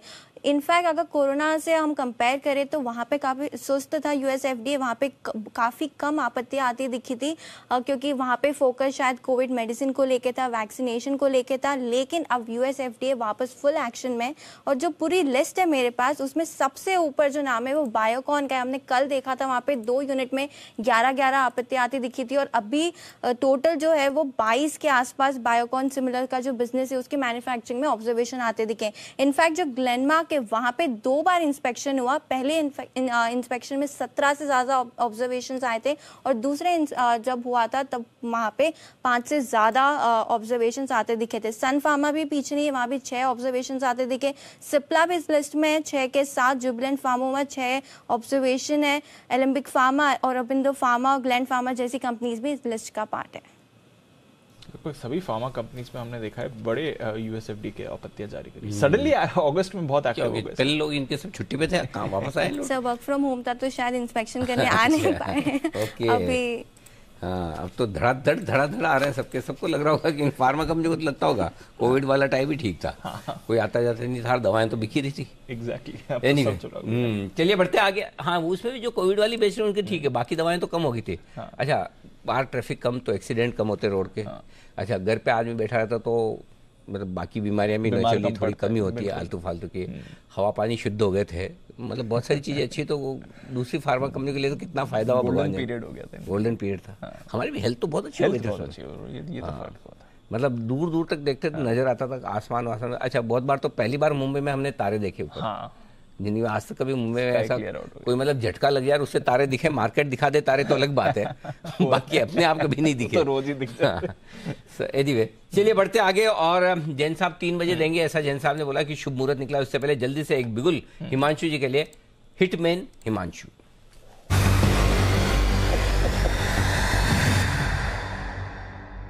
जी सर, बताएं। अनिल जी, एक स्ट्रेटजी है जिसमें मुझे लगता है कि रिस्क रिवॉर्ड काफी अट्रैक्टिव है, और ये ऑप्शन स्ट्रेटजी है अनिल जी भेल में, BHEL में। यहाँ पर 62 के स्ट्राइक के कॉल ऑप्शन खरीदनी है, जो कि लगभग ₹2.35 ₹2.40 पर ट्रेड करती है। 50 पैसे का सिर्फ एक स्टॉप लॉस लगाना है, यानी कि ₹1.90 के नीचे का स्टॉप लॉस रहेगा। और टारगेट मैं मानता हूँ अनिल जी कि यहाँ पर 4 और ₹4.5 के टारगेट्स आने वाले 1 से 2 दिनों में आते हुए नजर आ सकते हैं। Anil ji, capital good segment एक काफी बड़ा परफॉर्मर रहा है, और BHEL एक ऐसा स्टॉक था जो अभी तक एक लगाड़ था, लेकिन यहाँ का अगर आप टेक्निकल सेटअप अगर हम देखें तो एक डाउनवर्ड स्लोपिंग ट्रेंड लाइन का ब्रेकआउट कुछ दिनों पहले स्टॉक ने दिया था, और जिस दिन ये ब्रेकआउट दिया था स्टॉक ने उस दिन 10% का अपर सर्किट लगाया था। वापस से उसने ब्रेकआउट पॉइंट को रीटेस्ट किया, और आज वापस से उस हाइस के ऊपर निकलने के लिए ये स्टॉक तैयार है, जबकि ब्रॉडर मार्केट की हालत उतनी अच्छी नहीं है। साथ ही साथ अनिल जी, अगर ऑप्शंस का मैं डेटा देखता हूं तो 60 और 65 जहां पर सबसे ज्यादा हुआ ही खड़ा था, दोनों ही स्ट्राइक प्राइसेस में अनवाइंडिंग ऑलरेडी स्टार्ट हो चुकी है। मुझे लगता है BHEL आने वाले 1 से 2 दिनों में 64 और 65 रुपए तक की मूव दिखाने के लिए तैयार है, और अगर ऐसा होता है तो 62 रुपए की कॉल ऑप्शन जो कि मैंने सजेस्ट की है, ये 4 से ₹4.5 रुपए होने का पोटेंशियल रखती है। तो यहाँ पर एक ऑप्शन के जरिए यहाँ पर ट्रेड करके चलने की सलाह है। ओके, तो 62 रुपए वाला कॉल ऑप्शन खरीदिए, ये राय आपके लिए हिमांशु जी की। और ₹2.35 में लेना, 50 पैसे का स्टॉप लॉस, 4 से 4.5 का टारगेट से याद आया, अभी जैन साहब जो कह रहे थे, जैन साहब को कॉल भी लेनी, जैन साहब भी कह रहे थे ना अभी से मस्ती की पाठशाला का मूड है, तो मस्ती की पाठशाला में कल 3:30 बजे हम मस्ती की पाठशाला करने जा रहे हैं। कल शिक्षक दिवस के विशेष उपलक्ष्य में हम कर रहे हैं। कल 2 तारीख है ना जी, 3, 4, 5 तारीख को सोमवार है, तो 5 तारीख को तो हो नहीं पाएगा मस्ती की पाठशाला, तो मंडे को करेंगे तो अच्छा नहीं लगेगा, वो मूड भी नहीं बनता। एग्जैक्टली, हर चीज का सही वक्त होता है। हाँ, तो फ्राइडे मूड। तो इस टीचर्स डे के खास मौके पर किसे आप अपना चेला शिष्य बनाएंगे? हाँ, जिसको चेला, किसी ने चेले पे ऑब्जेक्शन लिया था, लेकिन मैं तो चेले ही रखूंगा, मस्ती तो वहीं से आती है। हाँ, भले आप बोलना चाहें, किसी बहुत ज्यादा सम्मान देना चाहे तो शिष्य बोल दीजिएगा। तो आप किसे चेला बनाएंगे, क्या सिखाएंगे, क्यों सिखाएंगे? मतलब चेला बनाएंगे, किसी को कुछ तो ज्ञान देना है, कुछ तो सिखाना है। तो किस किस की तैयारियां हो चुकी, जरा जल्दी हाथ खड़ा करके मुझे बताया आप में से किसकी तैयारियां हो चुकी है। मस्ती की पाठशाला कल 3:30 बजे तैयार। सिमी जी तैयार है ना? आप तो वो ऐसे वैसे पेन हिला दो, हमें पता चल जाएगा।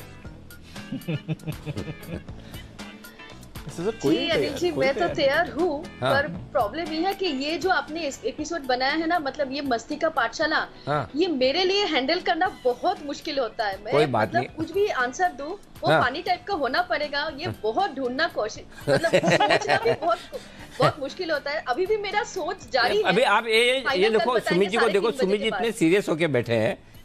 सुमित जी, आपको क्या डर है? सब लोग आप ही को चेला बनाएंगे, आप सबसे छोटे, ये डर है? मतलब क्या टॉपिक आपको ध्यान में रख के बनाया, ऐसा डर है आपको? बिल्कुल नहीं, ऐसा लग रहा है टॉपिक मेरे ऊपर ही होना चाहिए। कोई भी सुमित जी को नहीं बनाएगा चला, बस अच्छा बोल दिया, बस अब तो मुस्कुरा दो, क्या ऐसे नाराज होते सुमित जी? अच्छा भाई दवे, कल मस्ती की पाठशाला के साथ साथ एक और विशेष कार्यक्रम में दोपहर 12 बजे 11:56 पर एक विशेष इंटरव्यू आपके लिए होगा। मैं आरबीआई गवर्नर साहब के साथ मुलाकात करने जा रहा हूं, शक्तिकांता दास साहब। कल हम उनका एक विशेष इंटरव्यू करने जा रहे हैं, तो 11:56 पर लाइव ये इंटरव्यू आप जरूर देखिएगा। आरबीआई गवर्नर का एक्सक्लूसिव हिंदी इंटरव्यू आपके लिए तैयार है, ये भी मिस मत कीजिएगा, जरूर देखिएगा। ओके, आइए बढ़ते आगे, और अब वक्त है जैन साहब की स्पेशल पिक्स का। बिगुल जैन साहब के लिए विघ्नहर्ता शेयर।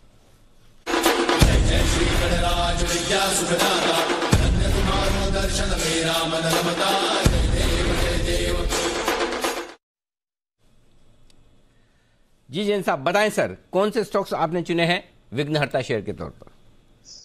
चतुर्थी के 4 विघ्नहर्ता शेयर, ये मैं नाम दूंगा इन 4 शेयर्स के, और वाकई में ये अपने पोर्टफोलियो में कई विघ्न को दूर करेगा, और हर साल देते हैं और हर साल अच्छे रिजल्ट्स आए हैं, अच्छा रिटर्न बना है, और इस साल भी उसी तर्ज पे मैं बहुत ही बेहतरीन स्टॉक। और इस बार तो सबसे बढ़िया बात है, जो अनिल जी के 25 टॉप 25 स्टॉक हैं, उनमें से एक स्टॉक है सीडीएसएल, और वो स्टॉक में लाया हूं 1430 और 1470 के टारगेट के लिए। और सीडीएसएल के बारे में क्या कहना है, इस स्टॉक को तो मैं 190-200 रुपए के लेवल से देते हुए आया हूं, और ये हर बार खरे उतरा और जबरदस्त रिटर्न्स दिए। और अब एक बार सबसे बढ़िया बात है, ऊपर के लेवल से करेक्ट हुआ, और अभी नई बात जो आ रही है इंश्योरेंस को लेकर, इवन मार्कशीट्स, हर चीज डिमेटेरियलाइज फॉर्म में होने वाली है, तो आगे आने वाले दिनों में सीडीएसएल का फ्यूचर बहुत ज्यादा ब्राइट लगता है। और 25 साल का, ये 50 साल 100 साल तक चलने वाला ये स्टॉक है, और मेरे हिसाब से बाय एंड फॉरगेट स्टोरी।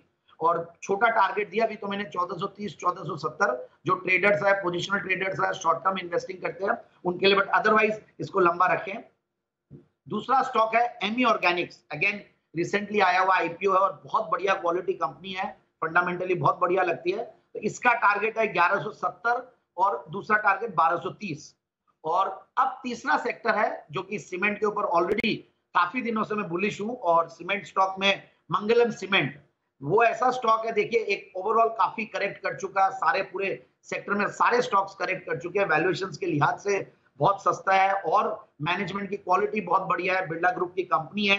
तो 390 410 के टारगेट के लिए मंगलम सीमेंट।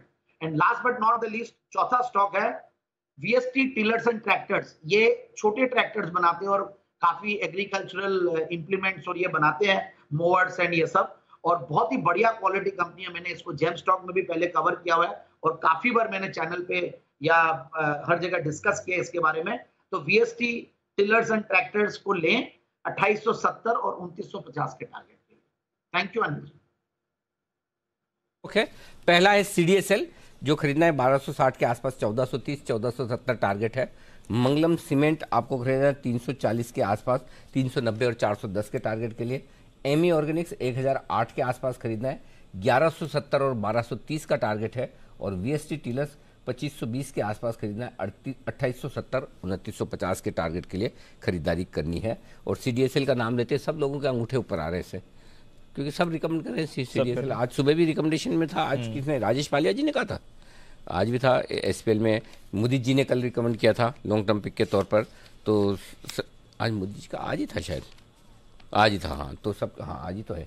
तो सीडीएसएल ये एक और दमदार स्टॉक्स जहां पर खरीदारी करने की राय आपके लिए आती हुई दिख रही है। बिल्कुल, तो सीडीएसएल रखिए नजर, पहला काउंटर जैन साहब की तरफ से आ रहा है। इस बीच टीवीएस मोटर्स, इसके बिक्री के आंकड़े आपके सामने आते हुए दिख रहे हैं, और नजर रखिए टू व्हीलर बिक्री टीवीएस आंकड़े हम अनुमान लगा रहे हैं कि 13% की बढ़त आनी चाहिए। ओवरऑल आंकड़ों में हम 12% की बढ़त का अनुमान लगा रहे हैं। अगस्त में एक्सपोर्ट्स थोड़े इनके गिर कर आए हैं, ये आपके लिए आंकड़ा आ रहा है, 15% एक्सपोर्ट में गिराती है। कुल बिक्री 3,33,000 यूनिट्स की आई है, अनुमान 3,26,000 यूनिट का था। तो कुल बिक्री तो अनुमान से काफी बेहतर आपके लिए आती हुई दिख रही है।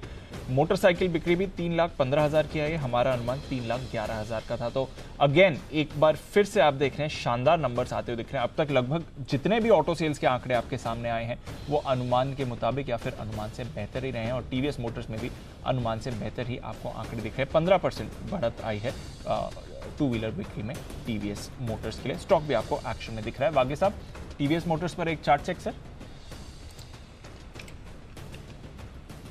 दीपांशु, मुझे तो ये स्टॉक सुबह से अच्छा लग रहा है। मॉर्निंग में एक मूव आई, फिर थोड़ा सा साइडवेज चला। मुझे लगता है ये 1100 तक जाने के लिए तैयार है। पोजिशनल व्यू है, एक आध 2 हफ्ते में भी 3 हफ्ते। अभी 1014 1015 है। हाँ, बिल्कुल एक 10-12 रुपए करेक्टिव मूव आ सकती है। 980 के स्टॉप लॉस से बने रहना है। 1080 का पहला टारगेट, 1100 का दूसरा टारगेट। टाइम फ्रेम 2 से 3 हफ्ते। टीवीएस पर रखिए नजर। ऑटो बिक्री के आंकड़े शानदार रहे हैं अगस्त महीने में, लगभग सभी कंपनी से हमने ये परफॉर्मेंस देखी है। आइए चलते हैं सुमित जी के पास और लेते हैं सुमित का सुपर हिट।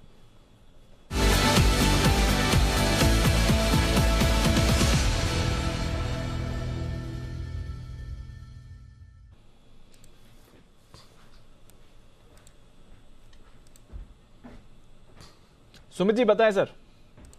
दीपांशु, बाय का स्टॉक रडार पे आया है। 71.80 71.90 का अभी भाव है। स्टॉक का नाम है एनसीसी। एनसीसी के अंदर ब्रेकआउट है। स्टॉक अप्रैल 2022 यानी लास्ट 4-5 महीनों के हाई ब्रेक कर रहा है। स्टॉक के अंदर रिसेंट के स्विंग हाई ब्रेक हुए हैं और पिछले 4 दिनों से स्टॉक 200 डीएमए के ऊपर भी सस्टेन कर रहा है। मेरे को लग रहा है कि ये स्टॉक में यहां से आने वाले दिनों के अंदर एक बढ़िया मूव ऊपर की तरफ देखने को मिलना चाहिए। छोटा सा स्टॉप लॉस लगाए नीचे में 68 रुपए का, और यहां से स्टॉक के अंदर जो ऊपर का मूव देखने को मिल सकता है उसके अंदर 77 रुपीज का इसका पहला टारगेट बनेगा। 77 का लेवल निकलने के बाद स्टॉक में मोमेंटम और बढ़ेगा और 82 रुपए तक के लेवल आने वाले हफ्ते 10 दिन के अंदर एनसीसी में देखने को मिल सकता है। यहाँ पे सीएमबी पे खरीदारी करें, 68 रुपए का स्टॉप लॉस लगाएं। 77 रुपीज से लेके 82 रुपीज तक के लेवल आने वाले दिनों में जल्दी ही एनसीसी में देखने को मिल सकते हैं। खरीदारी करें एनसीसी करके। चलिए एनसीसी पर स्टॉक एक्शन में भी आई थिंक आज अपडेट भी आपको आते हुए दिखा था।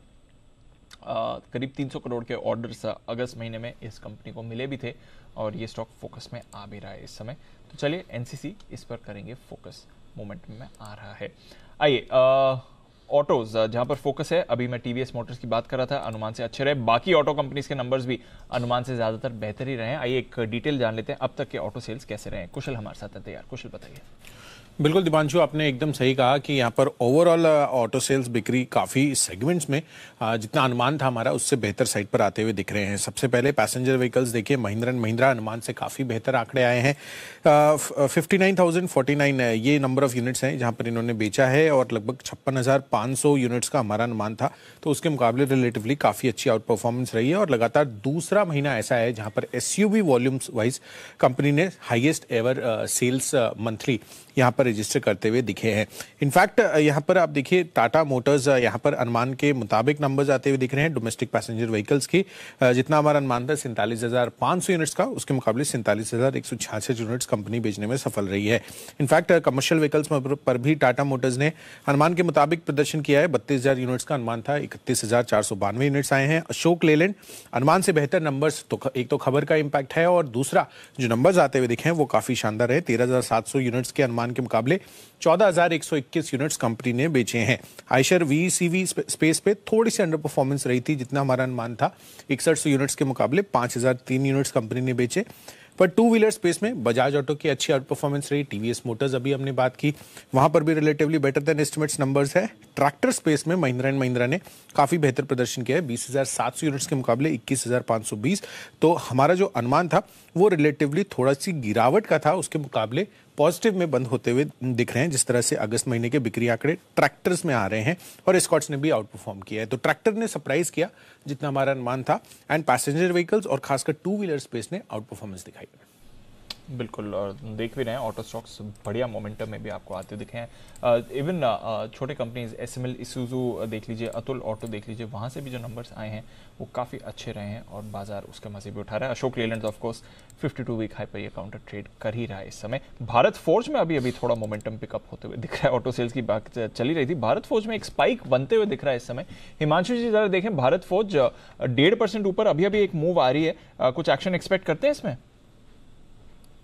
दीपांशु, जिस इंटेंसिटी का ब्रेकआउट इसमें कुछ दिनों पहले आता हुआ नजर आया था, एक classical complex inverted head and shoulder का ब्रेकआउट था वो, और उस एग्जैक्ट ब्रेकआउट पॉइंट को ये रिटेस्ट करने के लिए वापस नीचे आया। 710 720 का जो जोन था, ओवरऑल सेटअप और स्ट्रक्चर बहुत पॉजिटिव है स्टॉक का। और मेरा मानना है कि जब तक ये स्टॉक पोजिशनल व्यू के साथ आप इसको अप्रोच करें, 700 710 के नीचे बंद नहीं होता, यहाँ पर आपको पोजीशन होल्ड करके चलनी चाहिए।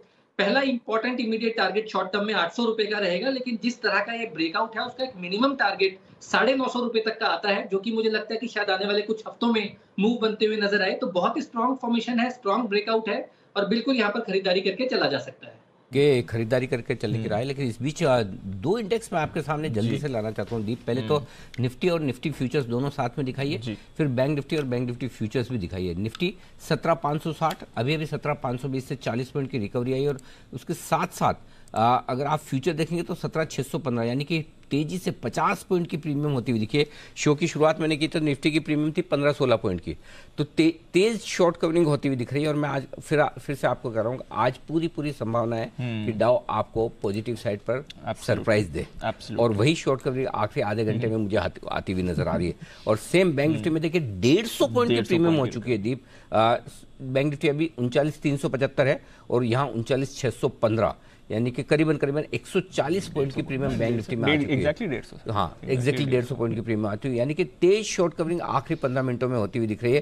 तो ये जबरदस्त एक्शन आता हुआ दिख रहा है इस वक्त। तो दोनों इंडेक्स तेजी से बढ़ते दिख रहे हैं, और इसमें भी स्पेशली स्पोर्ट्स से ज्यादा फ्यूचर्स में डिमांड, इसका मतलब क्लियर कट है। शॉर्ट कवरिंग एक्सपायरी के दिन होती हुई नजर आ रही है।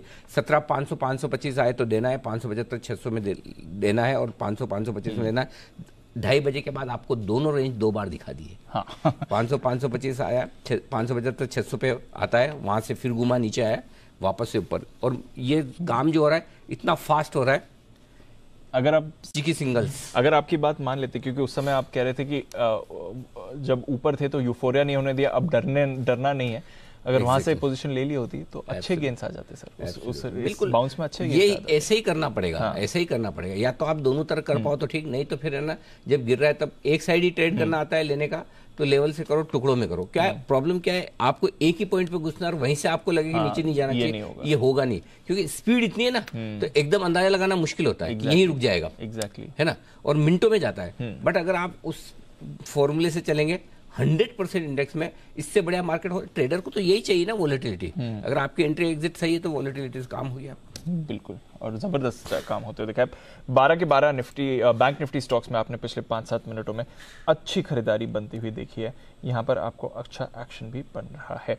आइए एक और स्टॉक जो आज भरपूर मोमेंटम है, 6% की मूव जोमेटो में आपको आज आती हुई दिख रही है। वीक बाजार में भी अच्छी मूव आ रही है। थोड़ी देर पहले इनफैक्ट 7.5% ऊपर जोमेटो डेज हाई पर आ रहा है। 1,33,00,000 शेयर्स के सौदे अभी कुछ ही देर पहले आपने जोमेटो में होते हुए देखे थे। बहुत ही स्ट्रॉन्ग मोमेंटम आपको इस काउंटर में दिख रहा है, और कुछ अपडेट्स भी हैं कंपनी को लेकर। एक और नई सर्विस खोलने की तैयारी में है जोमेटो।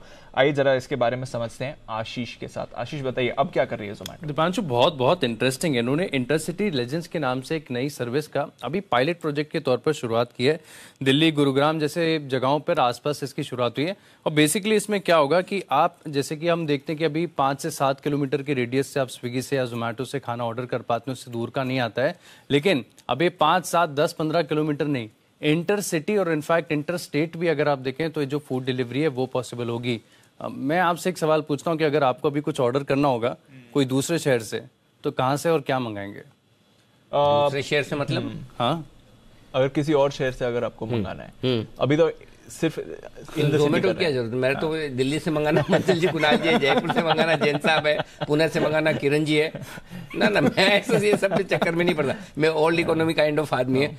जैन साहब, अगर मैं जयपुर से कुछ मंगाऊं, आप मना करेंगे? बिल्कुल नहीं सर, बिल्कुल नहीं। अब जैसे मेरा मूड था कि आपको पान पान भेजने का। आप जब भी बोलते हैं ना जयपुर में पान में चूना ज्यादा लगाते हैं, तो मैं इस बार सोचा बिना चूना का पान भेजने का मूड था आपके साथ। पानी की बात नहीं है खाली, बाकी लोग भी लगाते हैं। अब जैन साहब ने हाँ बोल दिया, कुणाल जी राकेश जी थोड़ी मना कर सकते हैं दिल्ली से कुछ मंगाऊंगा तो। इनफैक्ट कुणाल जी राकेश जी को छोड़ो, हिमांशु जी को देखो, हिमांशु जी कह रहे हैं कि आप उनको छोड़ो, मुझे बोलो, मैं भेजूंगा, है ना हिमांशु जी?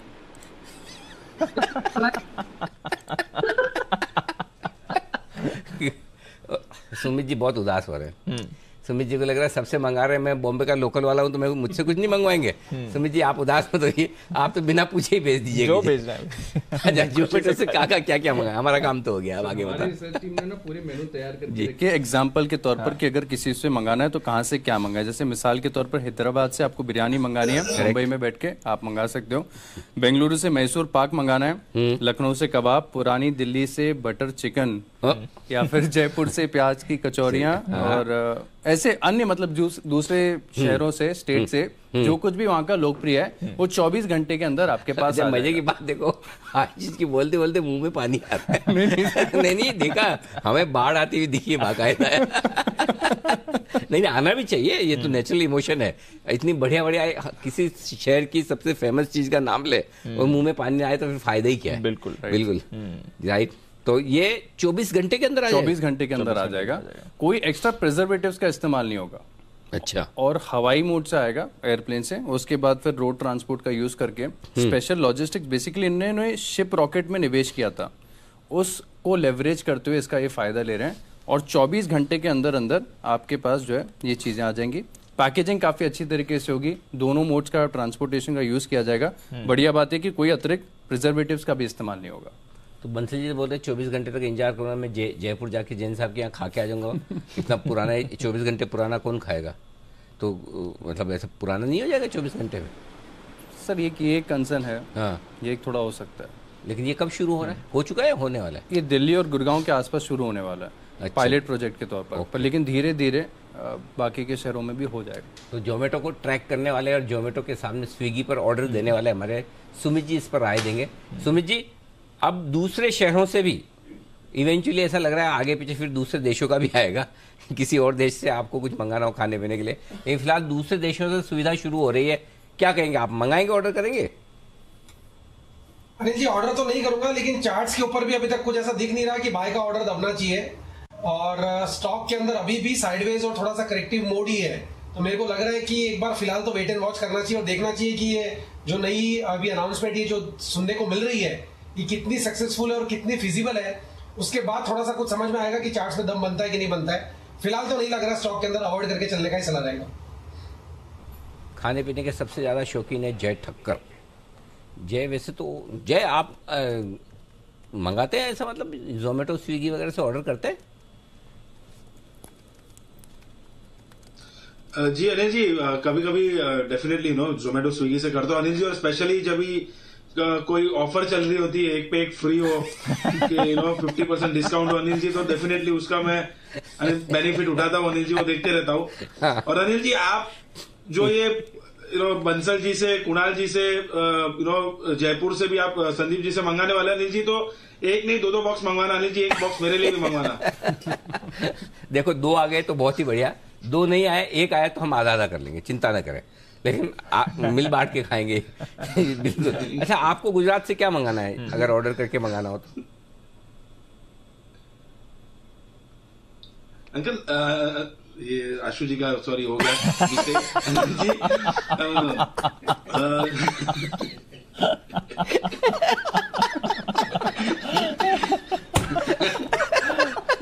आशु जी को बोल रहे थे ना?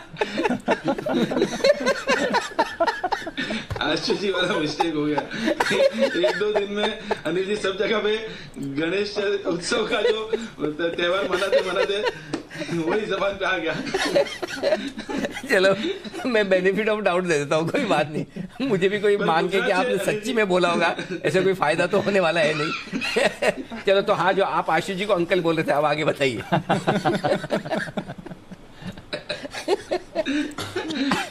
अनिल जी, गुजरात से अगर मेरे को कुछ मंगवाना हो तो गुजरात से अनिल जी 2 चीज है। एक तो सौराष्ट्र साइड के जो पेड़े है, राजकोट के पेड़े, वो बहुत ही फेमस अनिल जी, एक वो हो गया। और अनिल जी साउथ गुजरात के साइड से जो अलग टाइप के माउथ फ्रेशनर्स अनिल जी, जो मुखवास हम कहते हैं, अच्छा, वो एक से एक तरीके के मिलते हैं अनिल जी। मतलब पान मुखवास से लेके सब कुछ अनिल जी। यस अनिल जी, ढेर सारी वैरायटी उसमें। अगर उधर की शादियों में जाते हैं तो बहुत तरीके के मुखवास होते हैं अनिल जी। ऐसा लगता है कि डिनर इसी में हो जाएगा। अरे वाह, क्या बात है, गजब।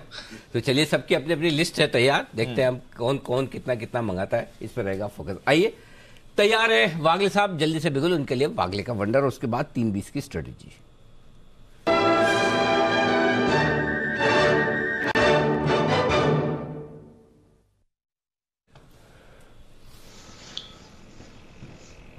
वागले साहब बताएं सर।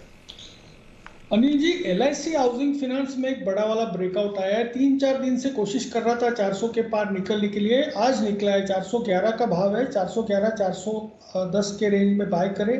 404 का स्टॉप लॉस होगा। मुझे लगता है 430 तक जाने के लिए तैयार है। ये मूव मुझे लगता है कल के दिन में ही आनी चाहिए।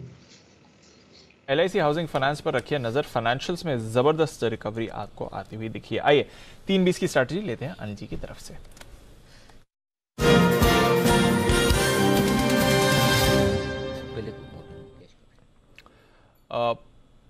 50 पॉइंट रिकवर हुआ है अनिल जी डाउ फ्यूचर्स, अच्छी बात है। 200 पॉइंट नीचे था जब आखिरी बार हम बात कर रहे थे। 50 पॉइंट की रिकवरी है। नैस्डैक फ्यूचर्स ये भी थोड़ा रिकवर हुआ है, पर 1% नीचे है। यूरोप 1.5% नीचे है।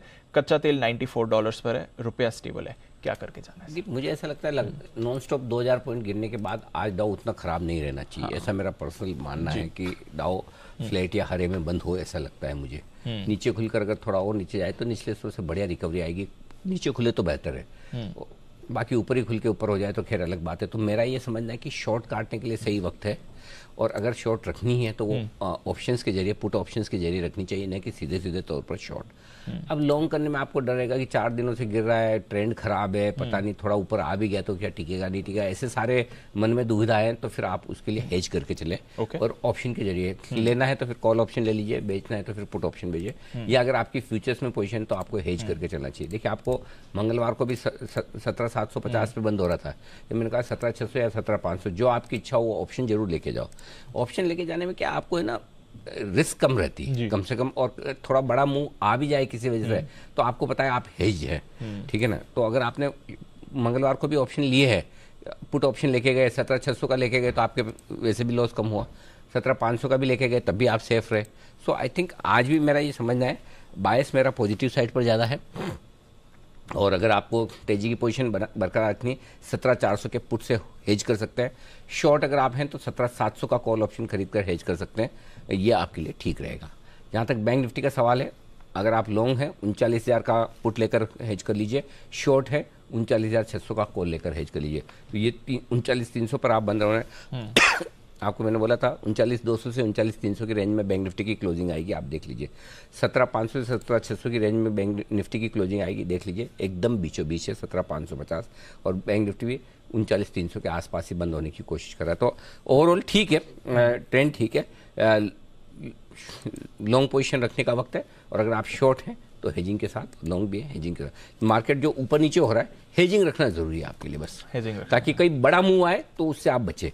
छोटे मूव की कोई टेंशन नहीं है, थोड़ी सी प्रीमियम चली जाएगी, लेकिन बड़े मूव की सेफ्टी आपको लेके चलनी है, ये ध्यान में रखिए बस। बिल्कुल, तो सेफ्टी लेकर चलिए, ये ध्यान में रखना है। आइए कैश का ऑप्शन जय ठक्कर की तरफ से।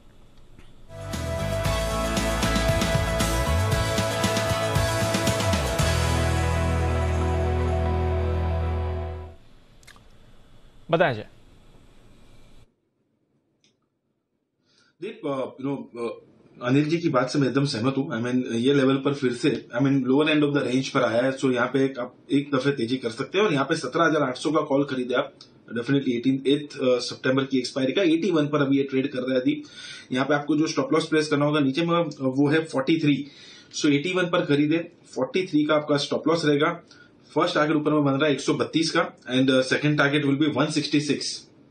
सो 132 एंड 166 ये दो टारगेट्स के लिए 81 पर खरीदे 17,800 का कॉल। फिर से आज हमने देखने मिला है कि 17,750 800 की रेंज से मार्केट रिवर्स हुआ। I think that's the important range for Nifty now. Bank Nifty हालांकि बेटर लग रहा है निफ्टी से, बट मैं निफ्टी में रिस्क रिवॉर्ड भी अच्छा लग रहा है इस लेवल पर, इसलिए मैंने उसको रेकमेंड किया है। बैंक निफ्टी पर तो हमने सुबह जो रेकमेंड किया था 39,700 का स्ट्राइक का कॉल ऑप्शन दी, वहां पे तो ऑलमोस्ट फर्स्ट टारगेट अचीव हो चुका था और मैंने वहां पे प्रॉफिट बुक करने की भी सलाह दे दी गई थी। बट अब यहाँ पे निफ्टी का आप 17,800 का कॉल खरीद के चले, और दीप एक जैकपॉट कॉल भी रेडी है, तो जब भी टाइम हो मैं वो भी दे दूंगा। बिल्कुल अजय, आपके पास आता हूं 2 मिनट में। आइए पहले चलते हैं सिमी जी के पास, सिमी के नॉन स्टॉप शेयर्स।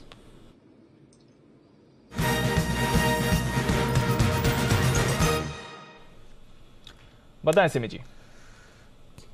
दीपांशु, सबसे पहले तो मैं अभी तो 3:25 बज चुका है, 3:26 के आसपास है, अभी कोई कॉल देना भी मुश्किल है, पर फिर भी मैं दूंगी। पर मेरा कॉल्स तो बाद में देने से भी चलेगा, क्योंकि बड़ा ब्रेकआउट है, वो आज नहीं तो कल चलेगा और चलता ही रहेगा।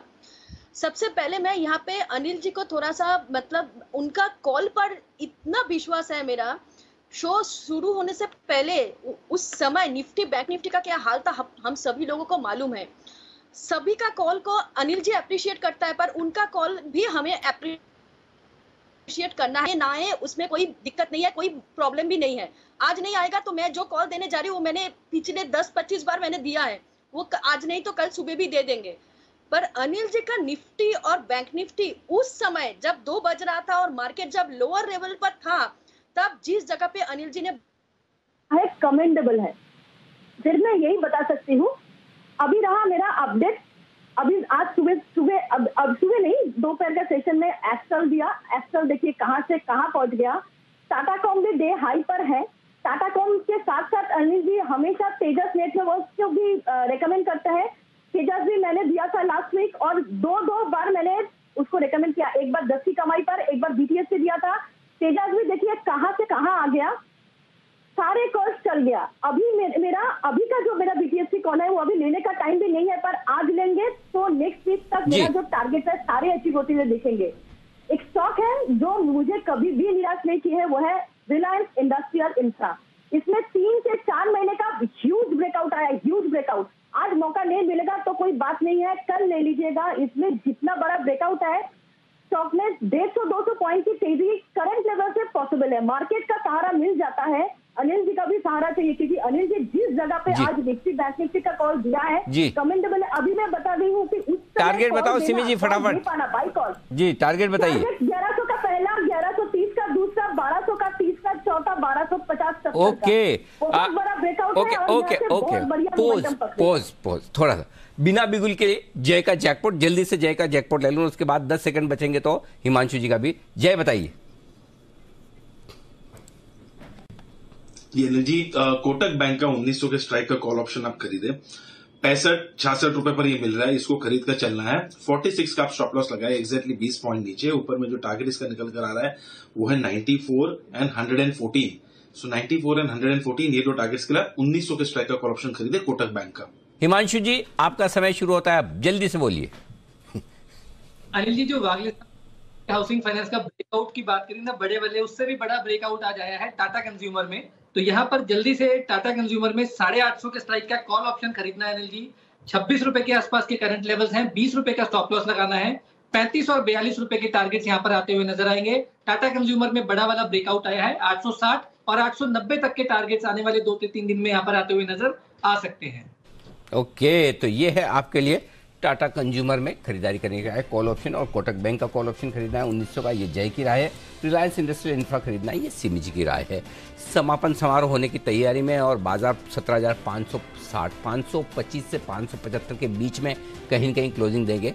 ये हम 2:30 बजे डेटा के लिहाज से बात कर रहे थे, देख लीजिए वहीं पर क्लोजिंग होती दिख रही है, और 39,300 के आसपास की क्लोजिंग के संकेत बैंक निफ्टी के लिए लगभग वहीं पर बंद होता हुआ दिख रहा है। एकदम परफेक्ट एक्सपायरी के दिन डेटा के लिहाज से बाजार ट्रेड के बाद का एक्शन बताएं, उससे पहले कल का एक्शन पहले मैं आपको बता दूं।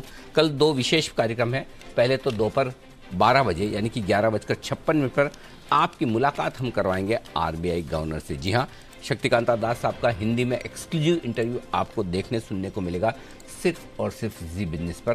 तो ये हमारे लिए एक विशेष इंटरव्यू है जो मिस मत कीजिएगा। ग्रोथ या महंगाई, अब किस पर फोकस करेगा आरबीआई? रुपए को मजबूत करने का क्या है शक्तिशाली प्लान? डिजिटल लैंडिंग ऐप पर कैसे लगेगी लगाम? देखिए आरबीआई गवर्नर शक्तिकांता दास के साथ मेरा एक्सक्लूसिव हिंदी इंटरव्यू सिर्फ जी बिजनेस पर।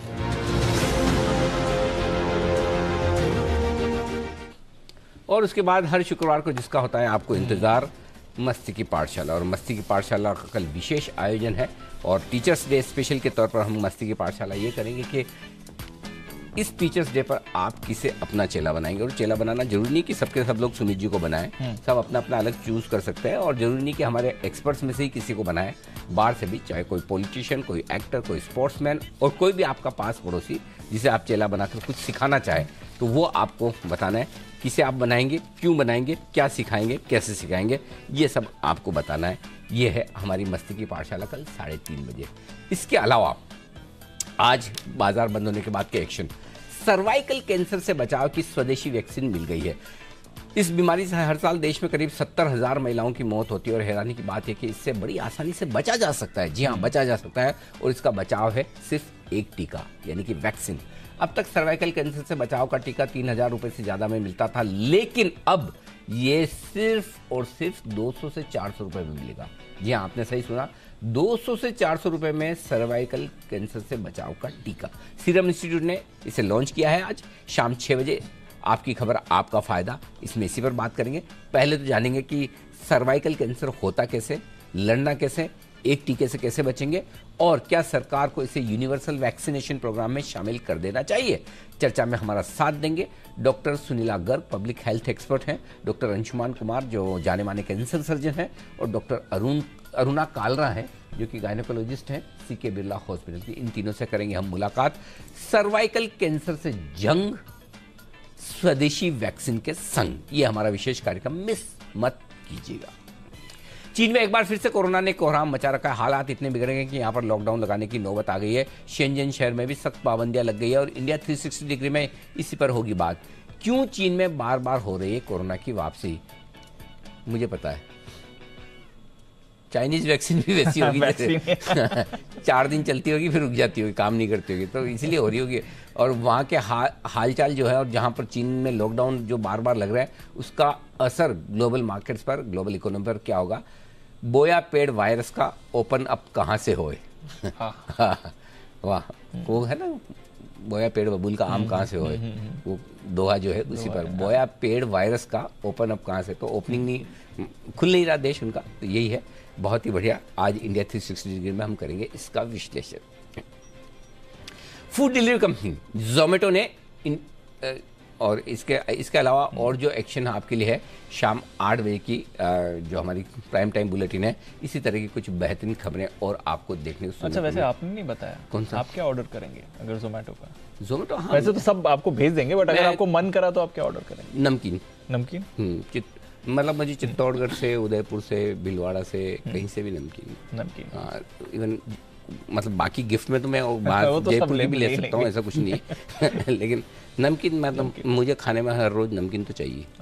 हाँ, आप तो देखते होंगे लंच में और कुछ होना हो एडेड, हाँ वो तो चाहिए। और फिर कुछ नहीं होती तो फिर मैं वो पैकेट वाली बीकानेरी भुजिया से काम चला लेता हूँ। बट वो जो एक लोकल ट्रेडिशनल टेस्ट होता है, टेस्ट अलग ही होता है, उसका मजा अलग है। आप जहाँ पले बड़े हैं वहाँ का टेस्ट अलग है। तो फील तो वही है। तो मेरे लिए तो बहुत क्लियर कट चॉइस, क्योंकि मीठा तो मैं खाता नहीं हूँ, बहुत ही कम, नहीं के बराबर है।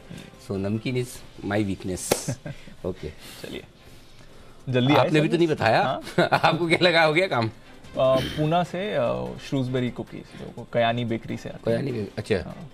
वो बॉम्बे में मिलना बहुत मुश्किल है सर। कयानी बेकरी की वहाँ? कयानी बेकरी की। अच्छा, ओके। पूना की कयानी बेकरी बड़ी फेमस, बहुत लंबी लाइन वहीं लगती है। सुबह 4 बजे लाइन लग जाती है। अच्छा, ऐसा है? तो डिलीवरी पर्सन को ओवरनाइट रह के लाना। अच्छा, ऐसा हाल है पूरा वहाँ पर? तो हाँ। अच्छा, गजब, क्या बात है। तो चलिए, आपकी जो जो इच्छा है वो सब। अब मतलब जोमेटो वाला एक दिन पहले तो खड़ा रहेगा लाइन में खड़ा, एक दिन में डिलीवरी कैसे करेगा? मतलब जहाँ लाइन में लगाना हो उसको खड़ा कर दो। बहुत ही बढ़िया। चलिए, समाचार समाप्त हुए। 216 पॉइंट नीचे हम बंद हुए निफ्टी पर, 17,542 उम्मीद के मुताबिक। निफ्टी बैंक पर एग्जैक्टली 39,301 डिप, देख लीजिए लेवल वही आया। ये सब डेटा का कमाल है कि कहाँ बंद होंगे वो भी डेटा आपको दिखा रहा है एक्सपायरी के दिन। डाउ फ्यूचर्स 168 पॉइंट नीचे है, सेंसेक्स 770 पॉइंट नीचे बंद हुआ है और नैस्डैक 150। खास बात आज के बाजार की क्या है, बंद हुए हैं आप अच्छे खासे 200 पॉइंट निफ्टी पर, 770 सेंसेक्स पे, 250 लगभग बन, लेकिन किसी का मूड खराब नहीं, खराब नहीं है, मूड किसी का खराब नहीं, बिल्कुल है ना, वो तो इंटेंट दिखा दिया ना, वो इंटेंट तो बढ़िया है। निचले स्तर से स्मार्ट रिकवरी, थोड़ी एक्सपायरी के दिन की प्रॉफिट बुकिंग और फाइनली ठीक ठाक से हुए हैं हम बंद। विदा लेने का वक्त है। वागले साहब, कुणाल जी, राकेश जी और जैन साहब, आप सबका बहुत बहुत धन्यवाद। सुमित जी, सिमी जी, जय ठक्कर साहब जिन्होंने मुझे भला बुरा कहा, आपका भी बहुत बहुत धन्यवाद। Thank you very much. कल सुबह आप सबसे फिर मुलाकात होगी। सुबह सुबह आपने मिच्छामी दुक्कड़म किया, इतना जल्दी अकाउंट खोल दिया, वापस खोल दिया। मैं सोचा 2-4 दिन तो रुकोगे, और खोला भी इतना भारी भरकम तरीके से। कोई बात नहीं। अगर मैं भूलना भी चाहूँ तो कुणाल जी, राकेश जी कभी मुझे ऐसा भूलने देंगे नहीं। जब भी ऐसा मेरा खराब वक्त आएगा, ये मुझे याद दिलाते रहेंगे कि आपको अंकल कहा था। जी जय, कोई सफाई में कुछ कहना चाहते हैं? अनिल जी, एक और मौका मिलना चाहिए। अनिल जी, वो जो बोलता है ना कि बोल दो एक बार और मौका चाहिए आपको। फिर देव दिवाली होती है, वैसे अनिल जी एक और बार मिच्छामी दुक्कड़म, अनिल जी। मुझे लगा एक और बार बोलने का मौका चाहिए। चलिए, थैंक यू। ये